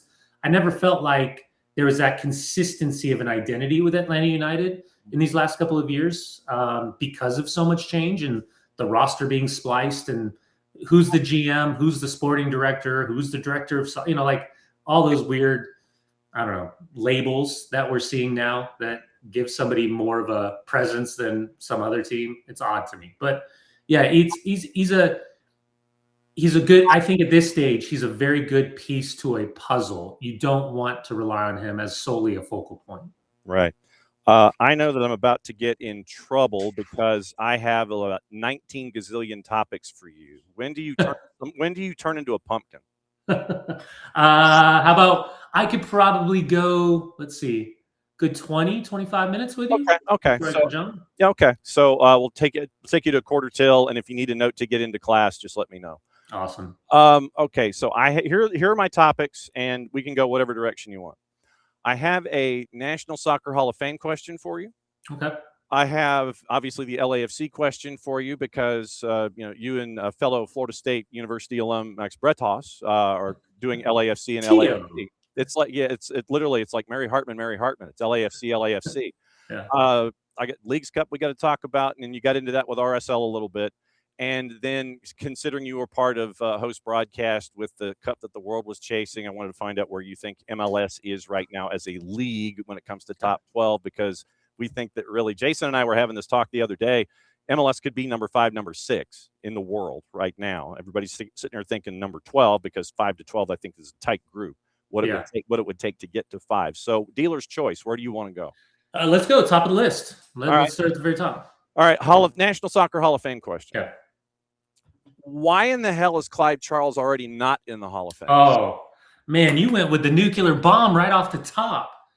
Okay. Well, for clarity's sake, Clive Charles was my Olympic team coach in 2000. He was the assistant coach for Steve Sampson in 98. Don't let that spoil this conversation. He was the first black player to play for West Ham, or one of the first black players to play for West Ham before going over to Portland and being a Portland Timber. He's in the Portland Timber, I don't know what they call it, ring of whatever. His name is in the stadium up at Providence Park. And he's got a couple placards around the stadium. You know, University of Portland and everything they did on the men's and women's side. And I was his captain in 2000, just so I can lay this as the foundation of why I'm so adamant about this subject. And my son, my middle boy, is named Micah Clive. Yep. So this was, he and Rocky Ray Hudson are the two most iconic coaches that had the biggest influence on my life as a player. And Ray's amazing, obviously, because he's Rocky. But Clive was a father figure, and I've never, and this is the craziest part, this is the biggest compliment I can give Clive. I've never heard a single soul say a bad thing about him. Not a single soul. I mean, even if you despised him, you couldn't say a bad thing about him because that was more on you than it was on him. The fact that whatever capacity to put him into this voting process, whether it's as a coach, as an influencer amongst men and women, or it's a builder category, whatever you got to do, it's a tragedy that he's not in the National Soccer Hall of Fame. And I have been a part of, I can remember Aiden Brown, who's currently the goalkeeper coach in San Jose for Bruce Arena. You know, he kept hitting me up and trying to put together some type of behind the scenes momentum just to get him front and center. So again, I'm not privy to the voting process or how this calculated formula gets put in play for people to be put on the ballot in whatever capacity necessary. But it is absolutely a tragedy that he hasn't been acknowledged the way that he needs to be acknowledged, because you could put a poll out there publicly on whatever platform you need to find for former players of where Clive ranks in their top 3 influential on and off the field. And I guarantee you, nobody's saying number 2. Everybody's saying number 1. And he's in the semifinals list again this year. And there's 10 names. Literally, there are 10 names that are in this eligibility section. And you look at that list and you're like, yeah, I could see easily 6 of the 10 getting in. And apparently it's only supposed to be 2. And I'm like, it seems flawed to me that you're only allowing that many in on any kind of a voting structure. But they're all seeming worthy in the fact that Clive has been a part of this list for entirely too long. I've been somewhat rankled, and that's the word that I'll use early in the morning. Yeah, I like it. It's a good word. Listen, man, he is, and again, I've talked about this on a few different occasions with people that are interested in his legacy, and it is, again, if you had the opportunity to ever be around him, both on the field or off the field. I mean, I'll give you a great quick story about him. He was, and again, this is a time in which heading into, from 97 to 2000, September of 2000, we were together every month. And it was, it was an incredible laundry list of human beings that were on that team. And whether you're Johnny O'Brien or Josh Wolf or Ben Olsen or Connor Casey or Petey Vinus or, Chad McCarty and myself, Aiden Brown, Timmy Howard. I mean, we had that, and that's just naming a few. Landon was a little knucklehead coming off the bench and, showcasing his personality and what his future was going to look like. But we would go to Europe quite often. And one of the games, one of the trips as captain, we decided, because we were back in England, like, let's tease Clive a little bit. And Chris Brown had somehow figured out how to take a picture of Clive, and he had this big afro, and he was playing for West Ham back in the day. And we put him on T-shirts, and everybody got a T-shirt spread out. We're playing Man United at the next day, and at the time it was like John Thorrington, Danny Higginbotham, who else? Jonathan Greening, Wes Brown, Phil Neville was in the group, Jordy Cruyff was in the group. Like, it was a pretty good team that we were playing the next day. But we were at the cliff, and we're warming up, and under our jackets, as soon as we look back, Clive turned around, we do like across the field, and we came back. And we've all got the big old Clive fro faces on our chest. And it was just amazing to see his reaction. He's just like, "Oh, you mother," and he just started, and it was great. We had him wound, and it took him a trip or two to find out who was ultimately responsible, because we vacuum sealed our lips to make sure no one was getting in trouble. But he found out it was me and Brownie, and we paid the price, but it was worth it. It was fun. It was a great time. And he let us be men. Like, we traveled the world, and we knew our responsibility, but at the same time, he understood he wanted us, as important it was to create kind of that fabric of culture and brotherhood and representing the national team, which is just an amazing, amazing feeling anytime you get that call. On top of that, he wanted us to find that maturity of responsibility of, okay, go explore, Sevilla, go explore Amsterdam, go explore Seoul, South Korea. Like, and he wanted us to, enrich ourselves both on the field and off the field. And he was unlike Ray was the only other one that had created that type of culture within the group. And it was obviously a little bit different because Ray was Miami Fusion versus Clive. You kind of parachute in and have this incredible camaraderie. And oftentimes with this last group with the U.S. men's national team, we were kind of weaponizing that conversation about vibes. This was the one thing that Clive really leaned into, was you wanted to create a competition culture on the field, and everyone was fighting for their spot, and you had to prove that you deserved to be there. But at the same time, he trusted you to be an adult, even though we were all, 20, 21, 22, 23-year-old little knuckleheads. Yeah, and your Cal State Fullertonness is stuck. Where you're stuck with me also as a Titan, because in another life, I would have had I stayed in Southern California, because I was born in Lakewood, okay, right on the LA County, Orange County border. Yeah. My other life would have been being one of those junk ball left-handed relief pitchers that learned under Augie Garrido. Oh yeah, yeah. And so, look, I mean, for me, I know about Mike Pringle and the football team. Okay. Augie Garrido and the baseball team. That would have been my Kotze. Yeah, Mark Kotze. That would have been my pathway if I, had, literally they're like, "Well, throw a fastball." I'm like, "No, I'm not going to throw a fastball. I'm not going to do that. You're going to pound it. That's not going to happen." You got a little Quisenberry knuckler underneath you? I had like 13 different pitches. Literally, I would go 3/4. I would go sidearm. Look what I got. Oh, there it is. Yeah. And, and you get to go either with the seams or against it. You either do 2-seamer or 4-seamer. Yeah. It was slider, curve, drop. Basically, you line it like this, and it goes like that, and just drops off the table. All those kinds. Splitter, slurve. I got that from Neil Heaton when there's a baseball card pull from the 80s. So yeah, all those things, and I would annoy batters to death.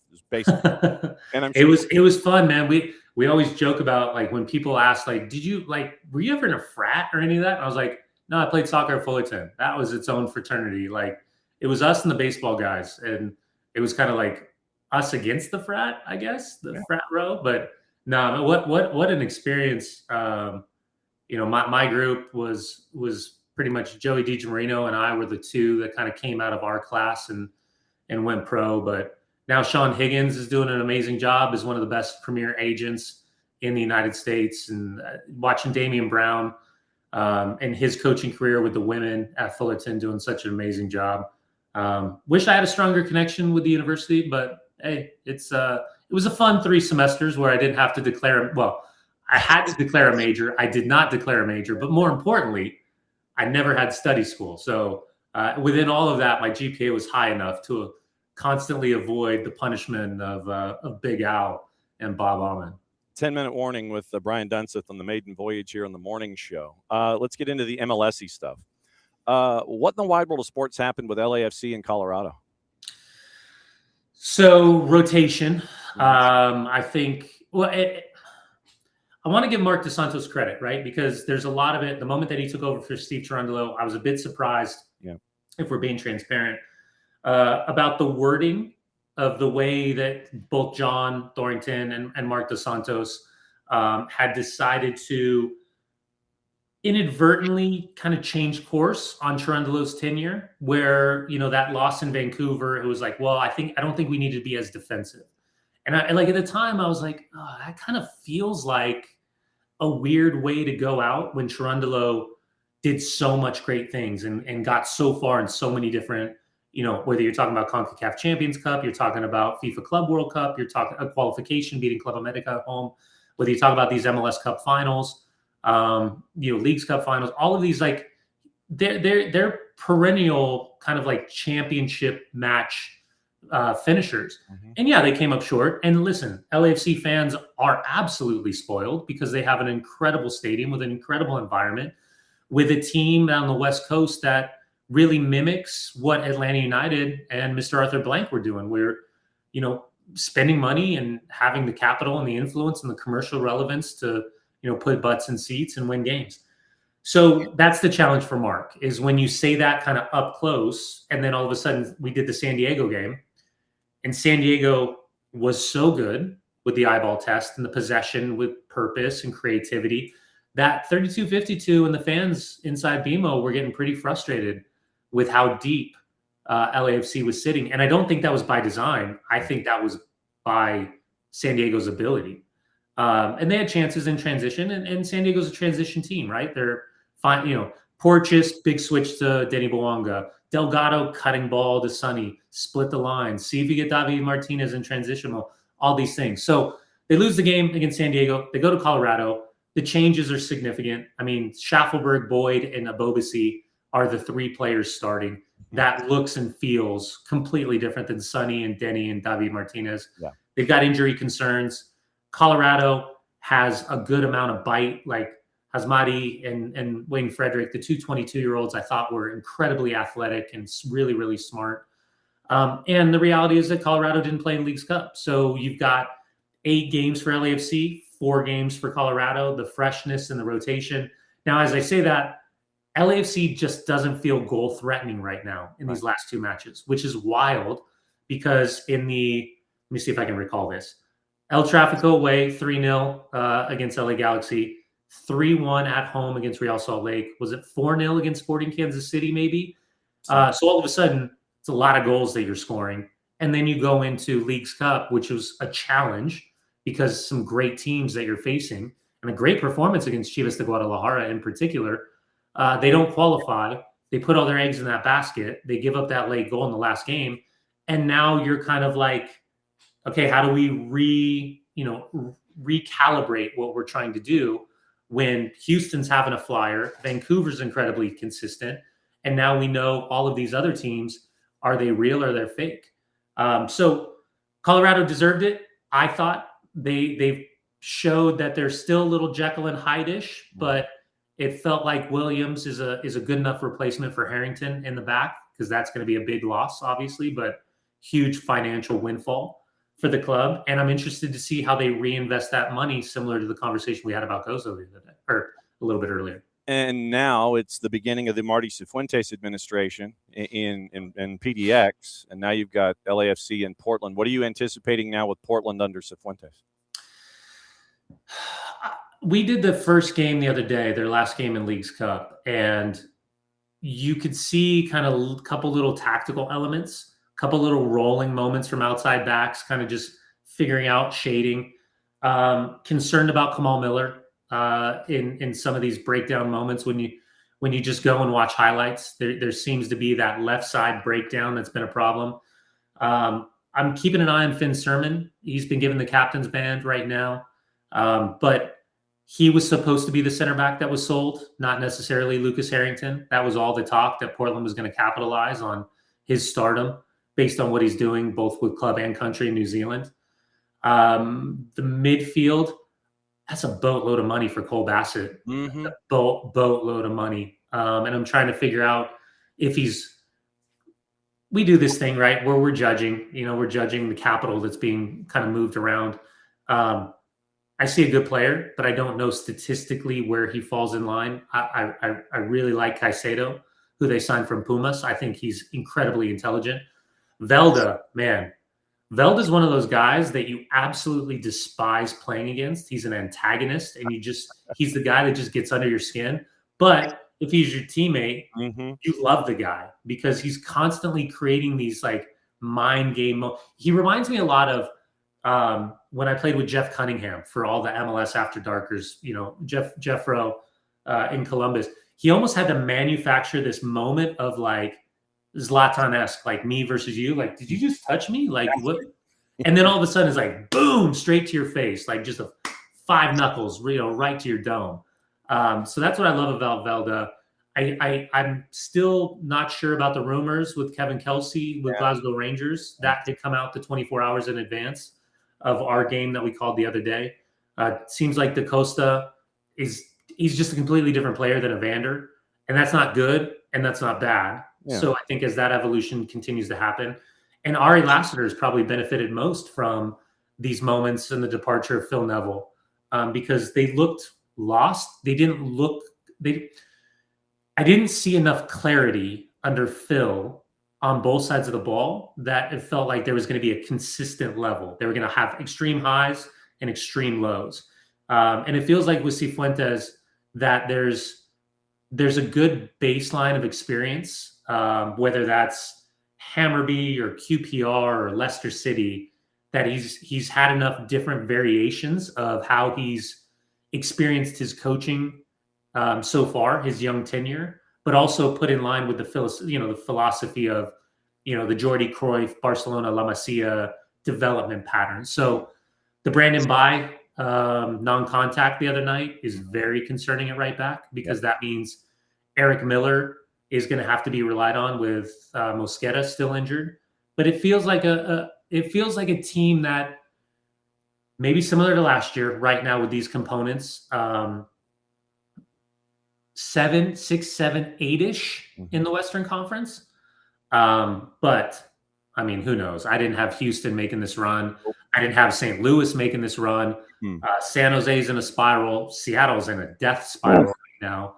And Real Salt Lake has a couple flat tires with their performances. So like every other year, we know Vancouver, we know LAFC, but San Diego looks like, I was going to say, going to have a good statement of intent, and then they go to Portland and get hammered with no Andres Dreyer because of that silly yellow card. By the way, no fun, police. Can we get past taking off our jersey and being shown a yellow card? Yeah. Like, we already have the delay because of VAR.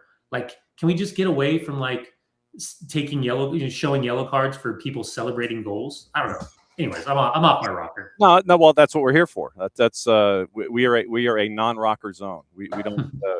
The Envy Palatero getting the red, so he's absent is not cool. When you mentioned Velda, 3 guys came to mind for me as a hockey guy: Sean Avery, Claude Lemieux, or Tom Wilson these days with the Washington Capitals. Oh, okay. It's like you hate them, but if they're on your team, you're like, yeah, dig it.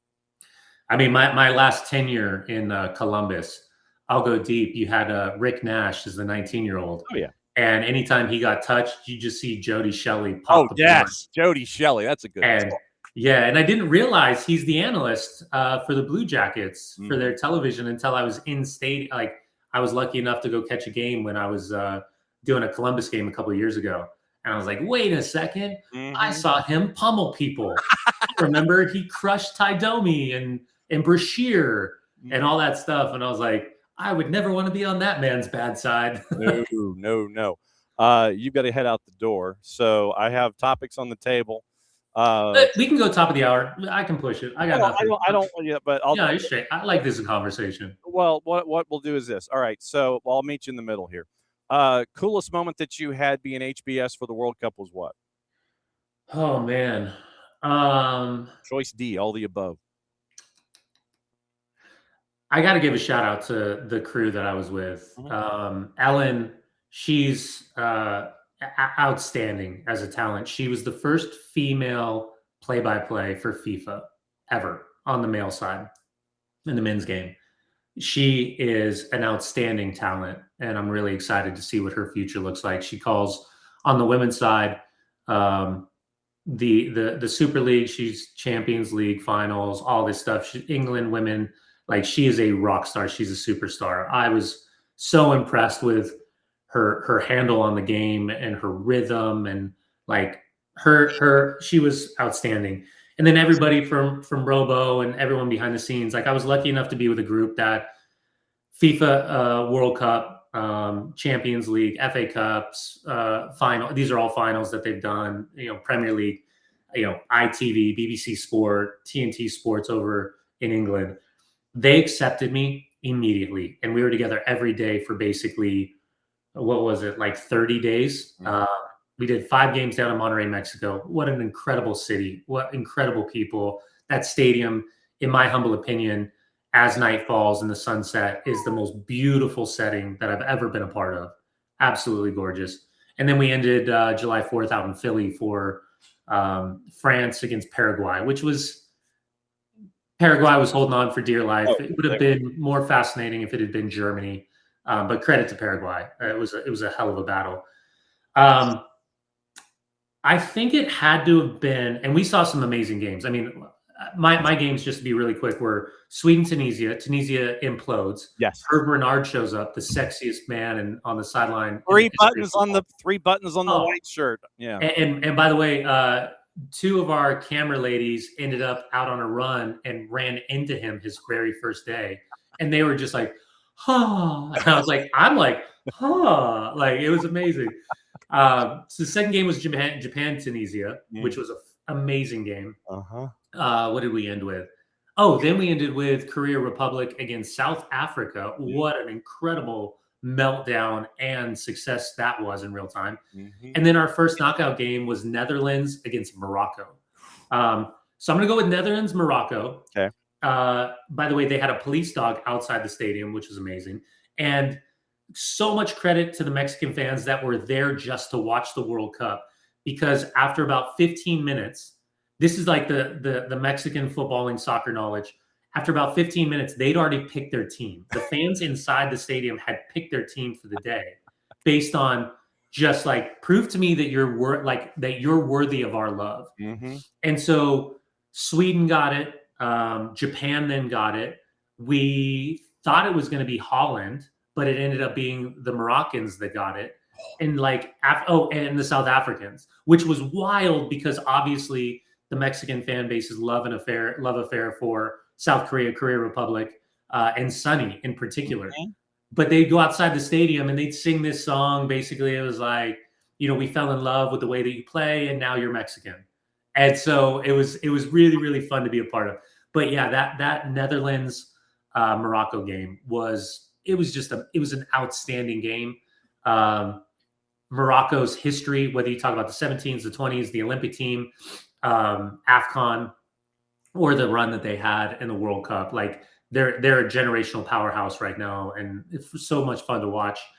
And then a Dutch side where Ronald Koeman switched his formation for the first time for literally 2 years. It was like March of 23, the last time he went to a 3-back system, which to me suggested insecurity and so much affinity and respect and awareness of what Morocco was trying to do. So yeah, that along with being from 7-mile hikes and walks to playing paddle every morning to like just being around a group of people that were so tight. I mean, every meal, lunches, dinners, breakfasts, we were together.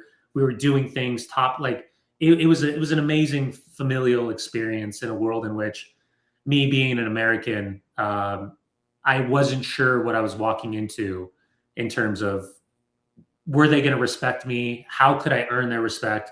How quickly could I, create organic relationships with them? And that was my debut World Cup. So an incredible opportunity. Yep, and my Amex is still smoking from the amount of gear that I bought the entire time. I mean, literally. Did you pick up any ranch? I was in Seattle's airport. There was plenty of ranch that was front and center and available. Well, yeah, I can go down the street to the Kroger and get all that. That's easy. But no, literally, I'm still trying to find space for these here in the studio. Oh yeah. I mean, yeah, I'm in serious trouble. That's amazing. Oh yeah, and the T-shirts and everything. Trust me, the boss commandeered all the T-shirts when they walked in the door. She's like, "Oh," and I'm like, "I know what that means." All right. Yeah. Major League Soccer. Right now, 10, 11, 12 internationally on this and every other planet right now when you rank them. I don't know what the Neptunian Premier League is when it comes to rankings or anything like that, but you figure 10, 11, 12. After the top 4 leagues in the planet, 5 through 12, it's pretty close when you can sit there and jumble your order. For Major League Soccer to capitalize off of the World Cup and what happened here in the country, looking at the economics and the growth of the league and all these other things that are coming down the pike, how did they get to number 5? And how hard of a slog is that going to be? I think it's a piece of opportunity here for MLS to be recognized as one of the top 5 leagues in the world.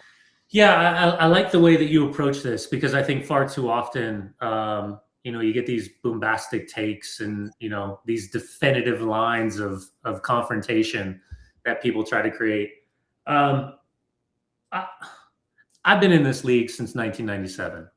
I went to the very first game when Tony Meola, and I'll even go deeper, Danny Barber, and a couple of the Cal State Fullerton boys with the New York, New Jersey Metro Stars were at the Rose Bowl playing the Galaxy on opening night of Major League Soccer. And I was there inside that stadium. And I can remember just thinking to myself, and my coach was Clay Koyman growing up, and he had to leave. He was starter right back in the 94 World Cup team in Detroit against Switzerland. Went down, played for LA Lasers indoor, played for Cal Heat, going down to Juarez, was the first American captain of Cruz Azul. So that was and then getting to watch Tony and Lex and Balboa and Harksey and Tab and everyone down in Southern California in the build up to the World Cup. I was like, holy moly. We got a league. I'm at Cal State Fullerton. I'm a freshman right now. Maybe one day. And then fast forward to 97 and July 4th. And, I'm sitting on the bench and making my debut at the Rose Bowl against the LA Galaxy. 98 degrees, by the way, was the halftime entertainment, just to throw it all back. Wow. For the old school heads. Mm-hmm. Listen, I'm unapologetically MLS. And I know at times people can kind of throw it around. Well, you're paid to do that. And I genuinely love this league. And I think that's okay. I think that's fine for me to love this league. But I'm also aware enough that there are certain challenges, and probably the biggest challenge is something that MLS can never overcome, similar to none of the South American teams can overcome, none of the African teams can overcome, and that's for players that have the desire to play on Tuesday and Wednesday nights. And if you have that Champions League desire, which a lot of people from around the world do, well, that's, where you have to find yourself playing your domestic football, your club football. It's the same conversation with Saudi, by the way. Same conversation when the money was being dropped in China. Same in Japan. Same in UAE. Same in Qatar. All the Copa Lid teams. Those players are going to get pulled. So I think is we can kind of find this appetite for a real conversation that doesn't include these bombastic takes, lighting everything on fire. I think a couple things can be true. Yeah. I think we can acknowledge that this league is incredibly strong, and it's much stronger than people give it credit. And you can live with the high flyers, with the Sonnies and the Mullers and the Griezmanns and the Casemiros and the Messis and the Zlatans and the Thierrys and all those guys. But you can also live in a world where kind of the Miggy Almirons exist, and all of these young, dynamic, quote unquote, foreign designated players are coming in from 19, 20, 21, 22.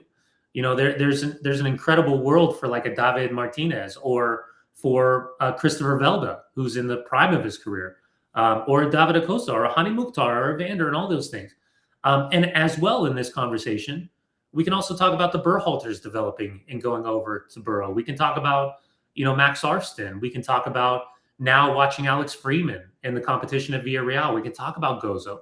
So I think all of these things as a business model can be true, where you can develop and you can sell and you can identify and you can purchase And then you can still recognize that there's opportunities for eyeballs and butts in seats for these elite players whose, by the way, their competition factor is I want to win, I want to grind, I want to kill you.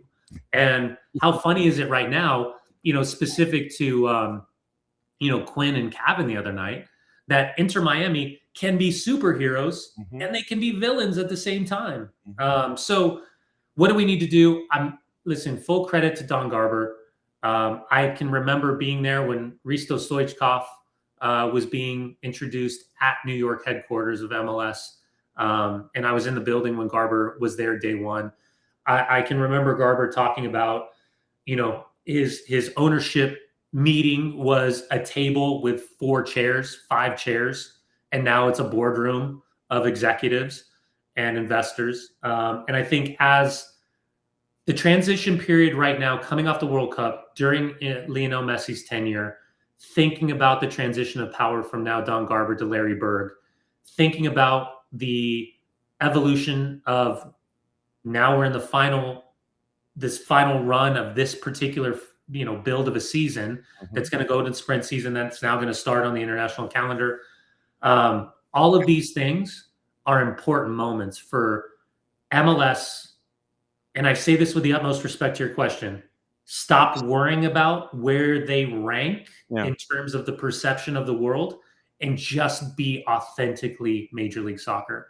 And I also think that comes with a nimbleness of adjusting, and whether that's the calendar, whether that's the playoff format, whether that's taking the reins off of general managers, sporting directors with oversight and allowing teams to just go spin. I was talking to Max the other day. How incredible would it be if in this world that you could actually create a little dynamic that keeping the U.S. players doesn't financially hamper you like a designated player or a U22 initiative. So like the evolution of the roster growth and kind of the free spend, rising tide lifts all ships. I think what Miami is doing is great for the league. Right. I think that allows other teams to come in and say, hold on a second, like Chicago, I want to spend, I want to build, I want to have a training facility, I want a brand new stadium downtown. I have the financial backing to build a super roster. I don't want to necessarily lose Kuipers to add Lewandowski. I think these are kind of this is the rocket path, and I think right now, MLS, I don't think we give enough credit to David Beckham's decision to come to Major League Soccer at a time which changed the trajectory of the league. And on top of that, I think we have to acknowledge where we're at right now is that with the slowing down of expansion, you're seeing multi-billion-dollar investment ownership groups into individual teams. And maybe something like Seattle needs at this point with Adrian Hanauer. Like, do you need to go find a Steve Ballmer or somebody like that to then have the ability for super spend? Are you trying to build your own stadium? Are you trying to acquire an NWSL team? Like all of these things, are you building the infrastructure, and how much is your capital loss on having a 16s, an 18s, a second team, a living facility, having access to a STEM school? All of these things are really interesting conversations. But I feel like the league's growing much faster than people want to give it credit for. Yeah. And that's why I think we have to have conversations like these, just kind of thinking like, hold on, there's a bunch of data points as opposed to, hey, pay to play is ruining our sport. By the way, if anybody can figure out pay to play, let me know. Yeah. I heard Landon said he had an answer. I love LD. Give me a shout, bro, because I just dropped $24,000 last year on my 3 boys. I would love to alleviate that spend. So yeah, let me know. And this is why we have look, I go into added time more than the average bear. I'm supposed to go 9:05 to 11:05 Monday through Friday, but 9 days out of 7 during the week, I'm going north of 2 hours just because of all these things to talk about. I can't thank you enough for doing this. It's a blast, man. Well, and that's the thing. It's like because we have this space, that's why we get to have these kinds of conversations instead of sitting there and going, oh God, who was it that used to say this stuff? It was like, death, taxes. We're not the 3-letter paper over in England. That's not how we're wired. But to have this kind of stuff going across the page, that's why we like to have these kind of conversations. Okay, you officially have the garage door opener. You know where the key is under the mat. You know what Fridays are. Frankly, any day of the week, look, sit there and go, look, Nelly, I'm bored. I got to get something off my chest. I got to come in here. That's what we're here for, especially on Fridays, because you're at MD minus ones, nothing's going on. So go back to your day, and the next time you're at AFF, say hi to our Jarrett Smith, the tall drink of water that's out there with us now. I appreciate, my man. Thank you so much. This has been a blast. You good? That goes Brian Dunseth. He's cool. He's a Titan. He's an elephant. He's got elephants and things. All right, so yeah, we're at 11 o'clock. Man, that went a long way. All right, so let's get into juice boxes and things. All right, so let's get juice boxes and all that stuff. All right, and let's see. So basically everything that I might have had in the rundown, obviously with the conversations we had with Carlos Mauricio Ramirez and with Brian Dunseth, blew up the rundown, but what else is new? All right, so here we go. It is, yes. Well, it was I'm kind of forget who it was. Oh, I think it was Steve. Was either Steve Dunleavy or David Frost? I can't remember. They were trying to figure out what it was with the 3-letter paper overseas, and it's like death, taxes, royalty, and literally that's what the headlines were. That's not how we're wired. We do things to where we can talk about it and give it breadth and depth. All right, so juice boxes on the weekend for Major League Soccer. All right, so here we go on all the days really quickly. CF Montreal a plus 116, hosting LAG, who's a plus 200. Draws a plus 263. Charlotte minus 128, hosting DC United a plus 296. Draws a plus 284. Red Bulls a dog at home to Chicago at a plus 166. Chicago a plus 129. Draws a plus 286. FC Cincinnati minus 145, hosting Seattle, who's a plus 300. The draws a plus 328. Nico Moreno said that Seattle really should be a plus 400. Messi and friends in Toronto. Messi and friends a minus 286, hosting Toronto at a plus 600. No Georgi Mihailovic, or no Walker Zimmerman, sorry. No Walker Zimmerman in this one for Toronto at a plus 600. Draws a plus 448. Purple team in RSL with Carlos Mauricio Ramirez. He is a minus 109. Draws a plus 307. RSL's a plus 225. Austin at Q2 is a plus 219, hosting Philadelphia at a plus 108. Draws a plus 259. Nashville minus 147, hosting Crew at a plus 353. Draws a plus 284. St. Louis City SC a plus 110 to Houston's plus 229. That's got to be a line mistake. Think about that one. Houston on the road at St. Louis City a plus 229, draws a plus 250. Think about that one. Vancouver minus 222, hosting FCD at a plus 491, draws a plus 365. San Diego FC with Adrian Garcia Marquez a minus 103. Colorado a plus 234, draws a plus 280. LAFC a minus 175. Portland's a plus 386, draws a plus 341. San Jose a plus 112. Minnesota United a plus 194, draws a plus 279. The two games on Sunday, 4:30, which probably means 4:50. Revs a plus 125, hosting NYC at a plus 188. Draws a plus 257. Atlanta United favored at a minus 152. Draws a plus 313. Sporting Kansas City is a plus 340. Those are juice boxes for MLS on the weekend. So now let's take a peek and who's doing what, who is in the middle, who's got whistles, and what we're staring at when it comes to everything on tomorrow. Charlotte FC, DC United.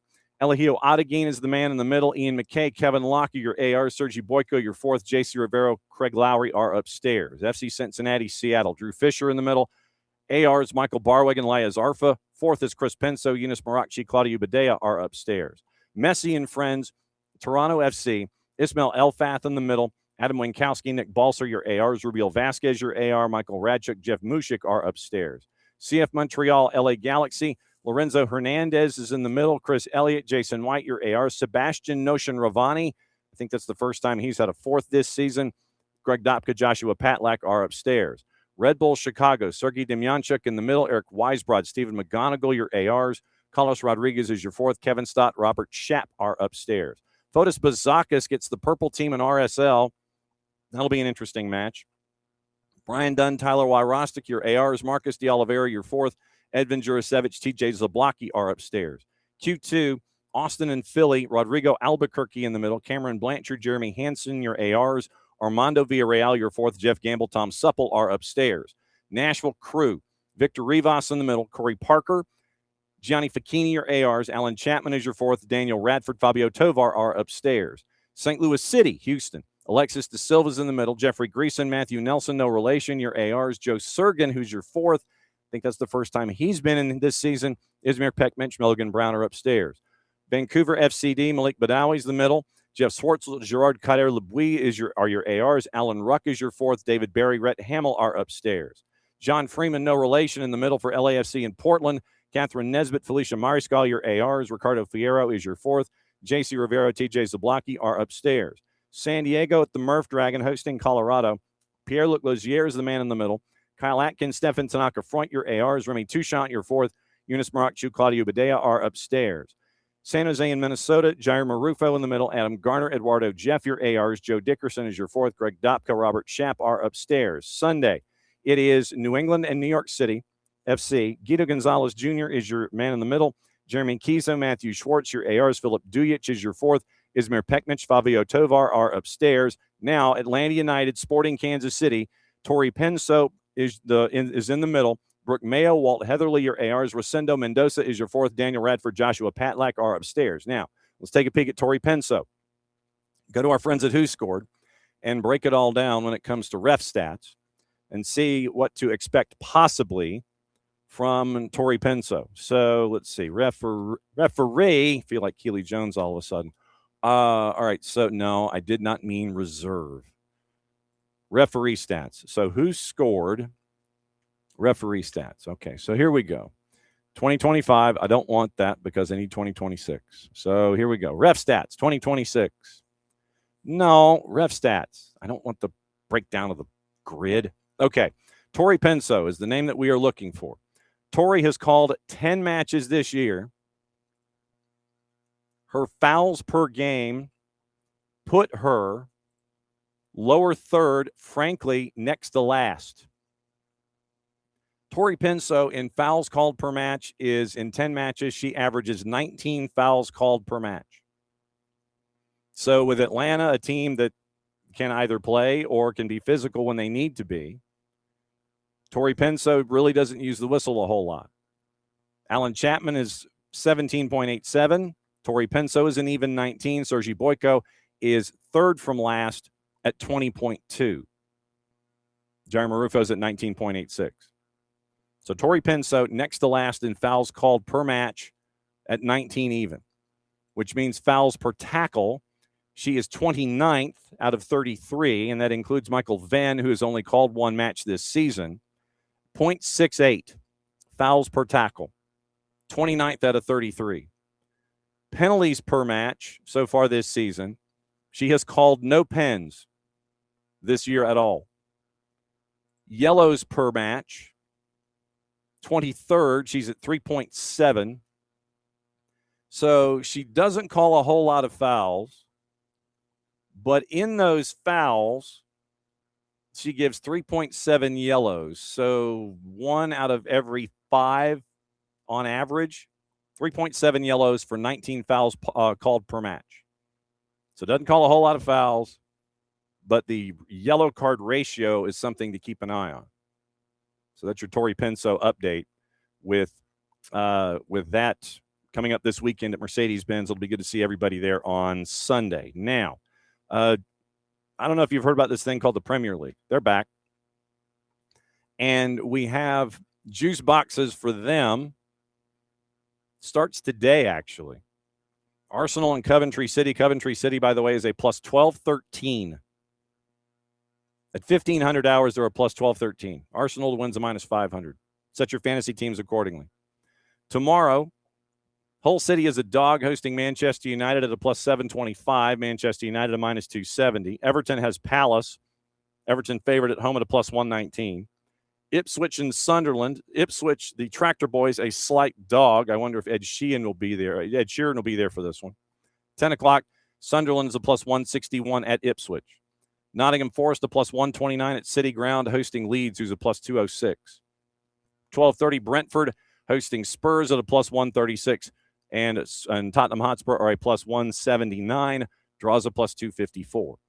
Sunday, Brighton favored at home at the Amex hosting Aston Villa at a plus 213. Brighton's a plus 119.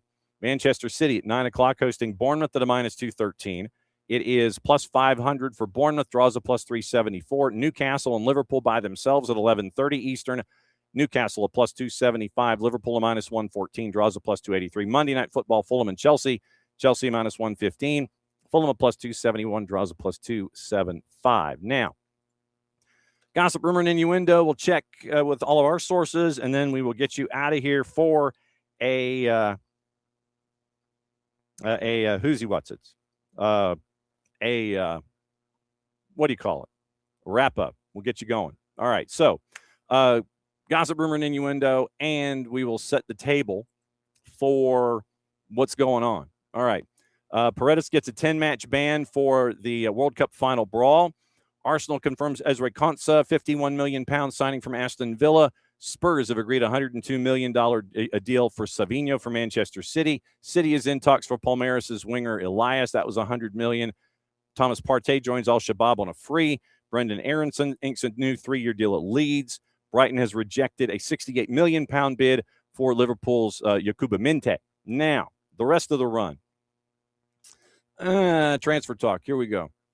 All right, we'll go through all of the other stuff. Arsenal looking into the possibility of signing Kenan Yildiz from Juve, according to The Independent.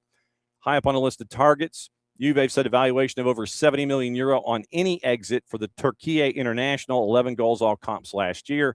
The league we don't talk about, it's Al Hilal, have added Gabriel Martinelli to their short list, reporting Fabrizio Romano. Gunners have also made a pre-contract offer to sign 17-year-old winger Andrea Bartishvili, who has been compared to Kavicka Kvaratskhelia, according to the BBC. Georgian U21 coming to the end of his deal at FC Colchetti toward the end of the year. Liverpool and Juve are interested. Manchester United, Alejandro Balda, spoken with his camp. Barcelona left back viewed as a potential option to strengthen the position once again for Fabrizio Romano. Linked with Racing Santander's Jorge Salinas, Lewis Hall at Newcastle, RB Leipzig's David Raum. 22-year-olds reported to be happy with the Blaugrana, where things stand. Inter Milan striker Lautaro Martinez emerged as a transfer target for Barcelona, according to Florian Plettenberg. He has spent 8 years with Inter, 175 and 56 and 376 appearances, while earning the club's captaincy, continuing to assess their attacking options as a deal for Julian Alvarez is looking more and more difficult. Mundo Deportivo reports Atleti are open to an exit, but only if he joins Arsenal.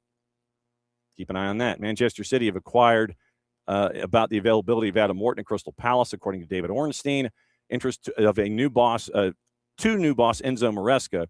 City continue their options in the midfield following the exits of Rodri and Bernardo Silva. Team has signed Elliot Anderson, closing in on a deal for Lille's Ayub Buwadi. Palace don't want Wharton to go. AC Milan want a new center back, looking at Ruben Diaz, according to Gazzetta dello Sport. Could be rejoining Ruben Amorim at the San Siro, but he has a contract until 2029 and an option for 1 more year. Aaron Wan-Bissaka was announced at Villa from West Ham, season-long loan, conditional obligation to sign permanently, and that is tied to promotion. Thomas Partey signed for Al-Shabaab, former Arsenal Atleti Villarreal midfielder. We mentioned Savinho, £85 million. Nicolas Jackson, Madrid looking to beat Aston Villa to the loan from Chelsea. Matteo Alemany traveled to London to negotiate. Jackson spent last year on loan with Bayern Munich. Manchester City in talks to sign Alan Elias. Talked about that yesterday. Yakuba Minte, once again, $50 million rejected. Marmoush keen on joining Spurs. Currently talking between the two clubs, with according to Team Talk. Bayer Leverkusen center back Edmund Tapsoba is on the radar of Manchester United, Spurs, and Newcastle. Brighton not expecting another offer for Minte in the window, which has already been rejected. Fabrizio Romano, Porto. Club-to-club contact with AC Milan over a deal to sign Santi Jimenez after the Serie A club rejected an initial proposal to take him on loan with an option to buy. Nicolas Shearer. Villa and Palace eyeing a move for Yusuf Fofana, AC Milan midfielder, star among those who could leave the roster before the transfer window closes. Shearer again, Villa showing interest in Chelsea's Tosin Adarabioyo and AC Milan's Fikayo Tomori as a potential defensive replacement for Ezri Konsa. Sky Sports. Napoli have opened talks with Chelsea over a switch for Nicolas Jackson. Atletico de Madrid pushing a deal to sign Jackson from Chelsea, once again remaining attentive to a possible replacement for Julian Alvarez. Chelsea's David Washington is of interest to Marseille this summer. Strasbourg, Sevilla. If Strasbourg offers Chelsea, it's like you're the same family. It's moving paper. Real Sociedad tracking a deal for Chelsea striker Mark Guyu, prioritizing a loan move. Final few days of the window. That's from Ekrem Konur. Team talk again. Dortmund remain keen on landing a new winger this summer. Arsenal's Ethan Nwaneri high on the list. Manchester United Dortmund star Jadon Sancho could return after becoming a free agent. Independent, Liam Delap, Forest, and Ipswich tracking. Florian Plettenberg, Benfica reached a full agreement with Bayern Munich for the permanent signing of João Palhinha, linked with a move to Newcastle and Villa. Now looks set for a return to Portugal. Now we go to the 280 and find out what's going on the Twitters. Let's see how busy Ben Jacobs has been. Sunderland confirming defender Diane Methali has joined from Toulouse on a 5-year deal at 28 million plus 2 in euros, proceeding with the deal after extra medical tests, despite the fact that Methali had returned to France. We mentioned the Ezri Konsa deal. Konsa smiling to the camera, pen elevated over a piece of paper, multiple people smiling. So that's a done deal. Andrea Berta is there, as is the perfectly coiffed Mikel Arteta. Shakhtar Donetsk is going to play their home Champions League games at Stamford Bridge this year.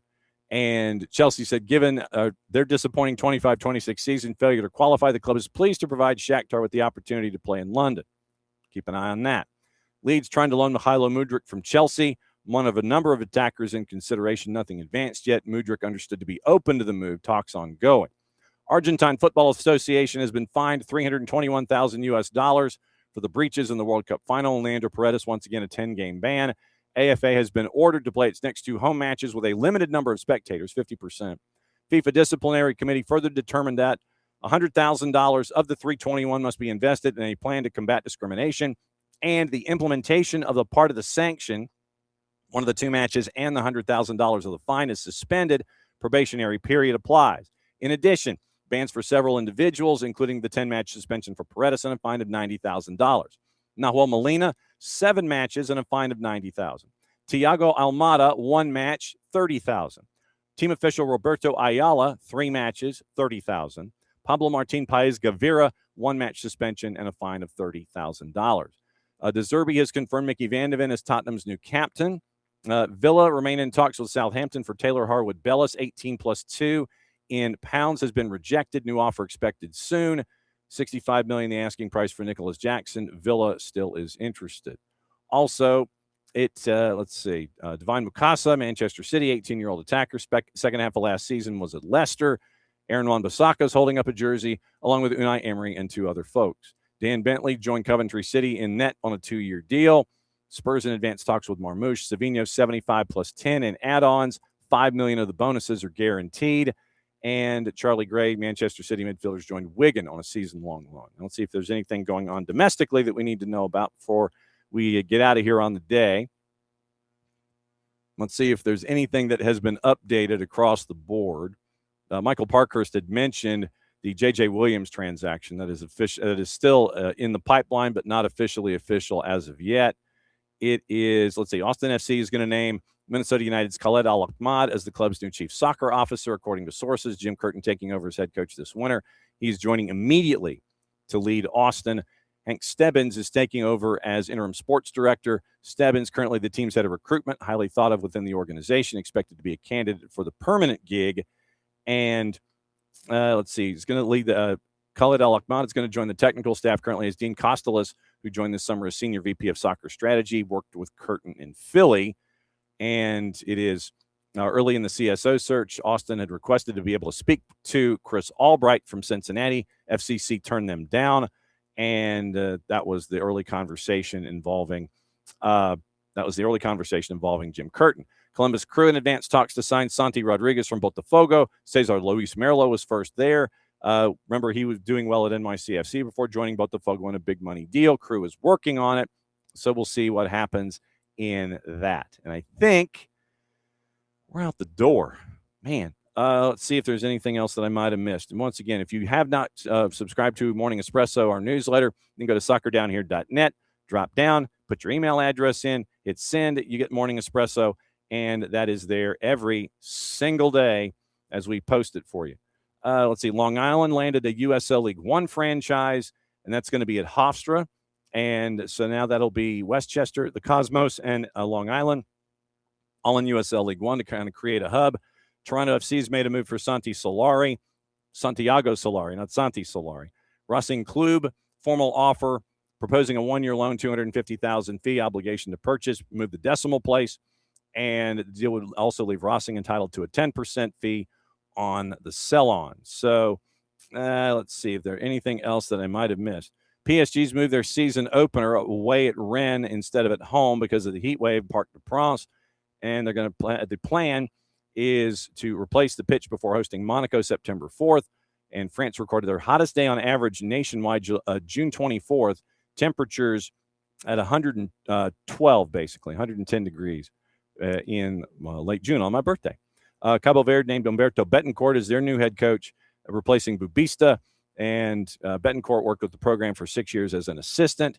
And Rosario Central got eliminated from the Copa Libertadores as they lost 1-0 to 10-man Corinthians in Sao Paulo. So that is what to look at as we head into another weekend. Man, that was big. All right, let me clear my throat one more time. All right. Thanks to Dunny. Thanks to Carlos Mauricio Ramirez. That was cool. And I didn't mean to keep Dunny as long as we did, but it was a great conversation. And thanks to everybody that we saw in Athens last night for UGA. Thanks to Glenn Davis. Thanks to Jill Lloyden and Marion Crowder for hanging out with us for a little bit.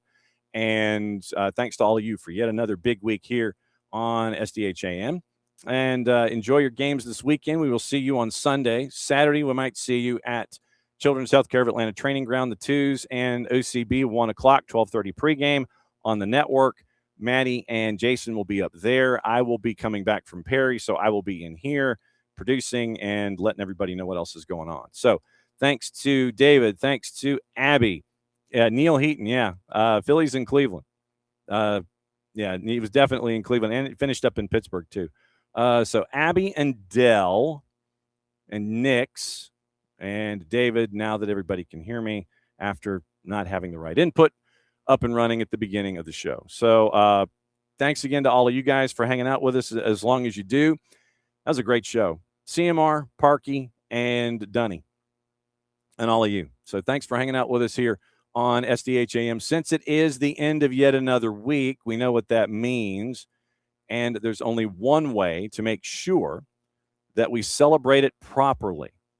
And we have to celebrate it properly because it is yet another Monday through Friday that we have all survived. It's time to get into the weekend. Enjoy your high school football, tackle football, if that is how you are inclined. Mucho Platiel, play it safe, and we'll catch up with you maybe tonight, tomorrow at Children's Healthcare for the 2s, Mercedes-Benz Sunday Night Soccer as Sporting Kansas City comes to town. Play it safe, everybody. We'll catch up with you before you know it.